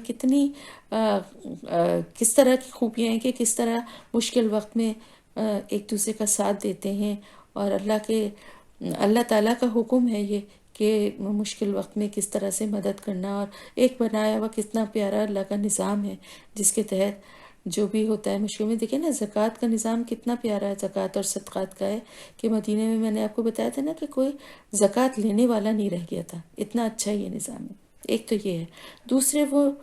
جو نامسلم ہوتے ہیں، اگر یعنی مسلمان ہو جاتے ہیں تو پھر ظاہر ہے ان کے خاندان کے لوگ بھی انہیں چھوڑ دیتے ہیں، بعض دفعہ نوکریاں بھی ختم ہو جاتی ہیں، تو وہ جب سب چیزوں کی قربانی دے کے مسلمان ہوتے ہیں تو اب ان کی اپنی فیملی اور ان کو کوئی نہ کوئی سپورٹ چاہیے، کوئی کام شروع کرنے کے لیے، یا کہیں نوکری کے لیے، یا اپنے گھر کے خرچے کے لیے جب تک کہ ان کو نوکری نہ ملے۔ تو پھر یہ سارا یہ بھی تالیف القلب میں ہی آتا ہے، نامسلموں کو معاملات کی میں ان کی مدد کرنا، تو یہ بھی اسی سے ہوگا۔ تو یہ دو کام جو ہے نا یہ بھی اس میں آگے مؤلفت القلوب میں۔ وفر رقاب، اور گردن چھڑانے کے لیے، یعنی غلام کو آزاد کرانے کے لیے بھی زکوٰۃ اور صدقات کے ہی پیسے دیے جائیں گے، تاکہ جو لوگ مسلمان ہو گئے ہیں اور وہ ان کے پر ابھی بھی ظلم ہو رہا ہے، غلام ہیں وہ، تو ان کے آقا کو جو بھی وہ ڈیمانڈ کرتے ہیں وہ پیسے دے کے ان کو آزاد کروا دیا جائے۔ اور الغارمین، اور قرض داروں کے لیے، جو لوگ گھریلو ذمہ داریوں یا اخراجات کی وجہ سے مجبوراً قرض کے چنگل میں پھنس گئے ہیں، ان کے قرض کو ادا کرنے کے لیے بھی یہ جو ہے زکوٰۃ کی رقم وہ دی جا سکتی ہے۔ پھر اس کے بعد ہے وابن السبیل، اور مسافر، یعنی اللہ کے راستے میں نکلنے والے تو ایک الگ بات ہے، اور ایک مسافر جو ہے نا وہ اس کی بھی مدد کی جا سکتی ہے۔ تو فی سبیل اللہ، یعنی اللہ کے راستے میں نکلنے والے غازی، اس کو بھی دی جا سکتی ہے اس کو اگر ضرورت ہے، اور جو مسافر ہے اس کو بھی دی جا سکتی ہے۔ تو اللہ کے راستے میں جو بھی کام ہے وہ بہت سارے ہو سکتے ہیں۔ سبیل اللہ میں قتال بھی ہے، یعنی جنگ بھی ہے، اور سارے نیکی کے کام ہیں، علم کے لیے نکلنا، دین کی تبلیغ کے لیے نکلنا، ہر وہ کام جس میں اللہ کی رضا خوشنودی ہو وہ سب اللہ کے راستے میں، مدرسے تعمیر کرنا، یتیم خانے بنوانا، اور اس طرح کے اور جتنے بھی کام ہیں یہ سب فی سبیل اللہ ہیں۔ اور ساتھ ہی ساتھ جو ہے وہ آپ کو معلوم ہے کہ قتال بھی ہے۔ پھر دین سیکھنے سکھانے کا کام، طالب علم ہے اگر ضرورت مند تو اس کی فیس اور وہ دینا۔ صحیح بخاری میں حدیث ہے کہ زکوٰۃ کی رقم کو عام مصلحتوں کے تحت خرچ کیا جا سکتا ہے۔ آپ صلی اللہ علیہ وسلم نے فرمایا میری امت میں ایک ایسا گروہ ہوگا جو قیامت تک جہاد کرتا رہے گا۔ امام بخاری کہتے ہیں یہاں پر جہاد سے مراد اہل علم ہے، اور اس سے مراد علم کا پھیلانا ہے، کیونکہ ہر وقت تو جنگ نہیں ہوتی رہتی نا، لیکن علم کو پھیلانا، علم کے لیے کام کرنا جو ہے نا یہ ہمیشہ ہوتا رہتا ہے، ہر وقت ہوتا رہتا ہے۔ تو یہ سارے کام جو ہیں فی سبیل اللہ ہے۔ اور وابن السبیل یعنی مسافر جو ہے، وہ دیکھیں جو مسافر گھر سے جو نکلتا ہے سفر پہ، تو وہ اس کے ساتھ کچھ بھی معاملہ ہو سکتا ہے، اپنے گھر سے دور ہوتا ہے، گھر میں چاہے وہ بے شک اس کے پاس وہ بہت کچھ مال ہو، سب کچھ ہو، لیکن باحثیت ہو، لیکن اس وقت وہ سفر کے دوران اگر اس کی کوئی بھی ضرورت پڑ گئی، مثلاً اس کا سامان چوری ہو جائے یا وہ راستہ بھٹک جائے، اس کے پاس کھانے پینے کا نہ ہو، اپنے گھر بار اور علاقے سے کیونکہ وہ دور ہوتا ہے، تو اگر اس کو کسی بھی چیز کی ضرورت پڑ جائے تو زکوٰۃ سے اس کی مدد کی جا سکتی ہے۔ یہ اللہ تعالیٰ کی طرف سے فریضۃ من اللہ، فریضہ ہے، ایک فریضہ ہے اللہ کی طرف سے۔ یہ زکوٰۃ جو ہے نا، اس کے لیے کہا گیا ہے کہ زکوٰۃ کی ادائیگی جو ہے نا، یہ اللہ کی طرف سے ایک فرض عائد کیا گیا ہے مسلمانوں پر، کیونکہ اس کے اتنے سارے مصارف ہیں جن میں اس کو خرچ کیا جائے گا، اور ان سارے جو بھی اوپر بتائے گئے ہیں، جو بھی مصارف اس کے بتائے گئے ہیں، ان سب میں زکوٰۃ سے مدد کی جا سکتی ہے۔ تو اللہ تعالیٰ علم و حکمت والا ہے، اور اس نے جو یہ تقسیم رکھی ہے کہ کس طرح سے زکوٰۃ مال سے نکالنی ہے اور پھر جمع ہو کے کس کس کو زکوٰۃ دی جا سکتی ہے، یہ اس کے علم اور حکمت کی بنا پر ہے۔ اس نے یہ تقسیم کسی انسان پر نہیں چھوڑی ہے، بلکہ خود اس نے بتا دیا کہ کس کس پر زکوٰۃ استعمال کی جا سکتی ہے، تاکہ کوئی جھگڑا نہ ہو۔ وَمِنْهُمْ، اور ان میں سے بعض، الذین، وہ لوگ جو یؤذون، اذیت دیتے ہیں، النبی، نبی کو، وَیقولون، اور وہ کہتے ہیں، ہوا اذن،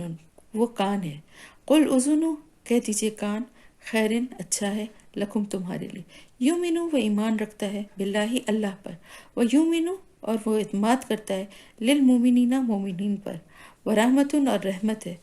للذین، ان لوگوں کے لیے جو آمنو، ایمان لائے، منکم، تم میں سے، والذین، اور وہ لوگ جو یؤذون، اذیت دیتے ہیں، رسول اللہ، اللہ کے رسول کو، لہم، ان کے لیے، عذاب علیم، عذاب ہے دردناک۔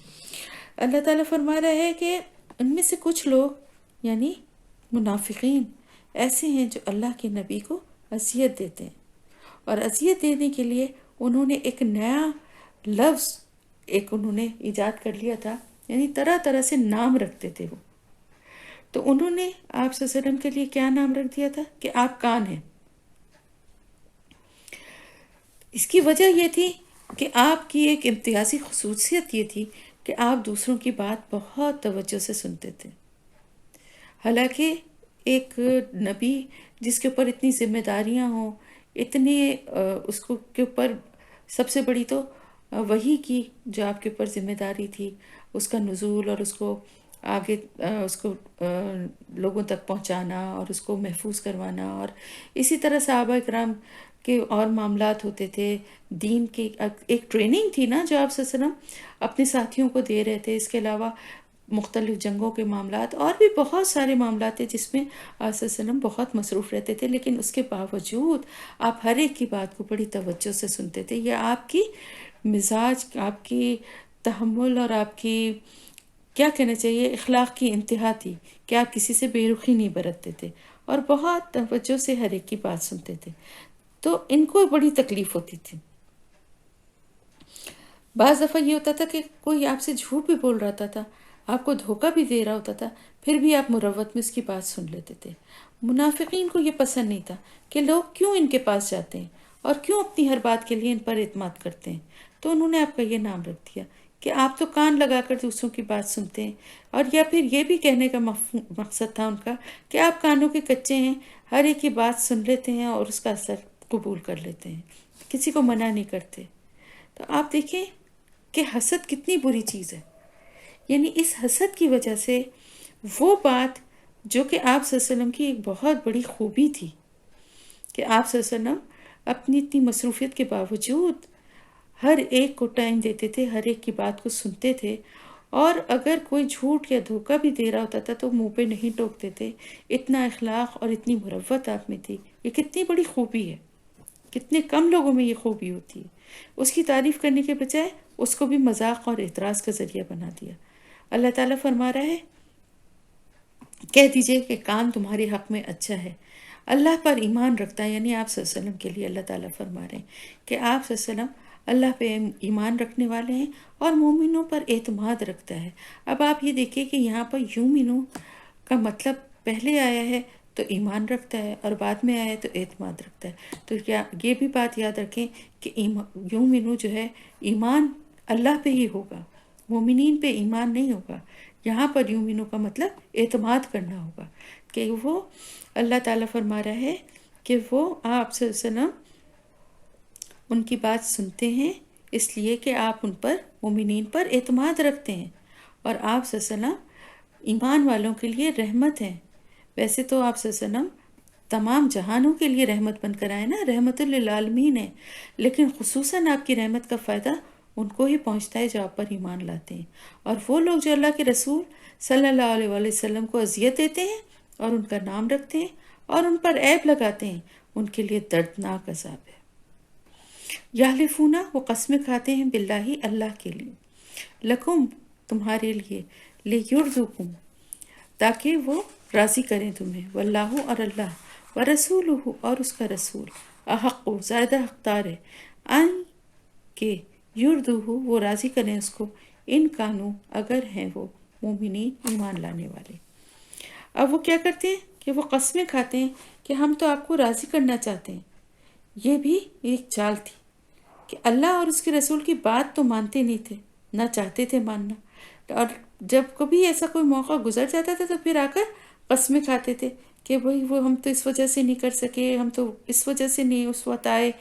لوگوں کو دکھانے کے لیے کہ ہم تو اللہ اور اس کے رسول کو راضی کرنا چاہتے ہیں. حالانکہ اللہ اور اس کا رسول زیادہ حقدار ہیں اس بات کی کہ انہیں حقیقی اطاعت سے راضی کیا جائے، لیکن کیونکہ یہ ایمان والے ہیں ہی نہیں، اس لیے ان کی کوششیں صرف عام مسلمانوں کو اپنے حق میں کرنے کے لیے ہوتی ہیں، ورنہ انہیں اللہ اور اس کے رسول کی رضا کی کوئی پرواہ نہیں ہے. کیونکہ دیکھیں نا، جب ایمان ہے ہی نہیں تو پھر اللہ اور اس کے رسول کی اطاعت بھی نہیں، اللہ اور اس کے رسول کی رضا کی بھی پرواہ نہیں، اور اللہ اور اس کے رسول کے بات کو بھی نہیں ماننا. لیکن عام لوگوں کو پتہ نہ چلے ان کی اس منافقت کا، ان پہ راز نہ کھلے، اس لیے ان کو اپنے حق میں کرنے کے لیے کہ دیکھو ہم تو گئے بھی تھے، قسمیں کھاتے ہیں، ہم تو ان کے ساتھ ہیں، ہر طرح سے ان کو یقین دلاتے ہیں. تو بعض کانوں کے کچے یا بیوقوف لوگ جو کہ ابھی اتنی عقل اور سمجھ نہیں رکھتے تھے، تو ان کے اس دھوکے میں آ بھی جاتے تھے کہ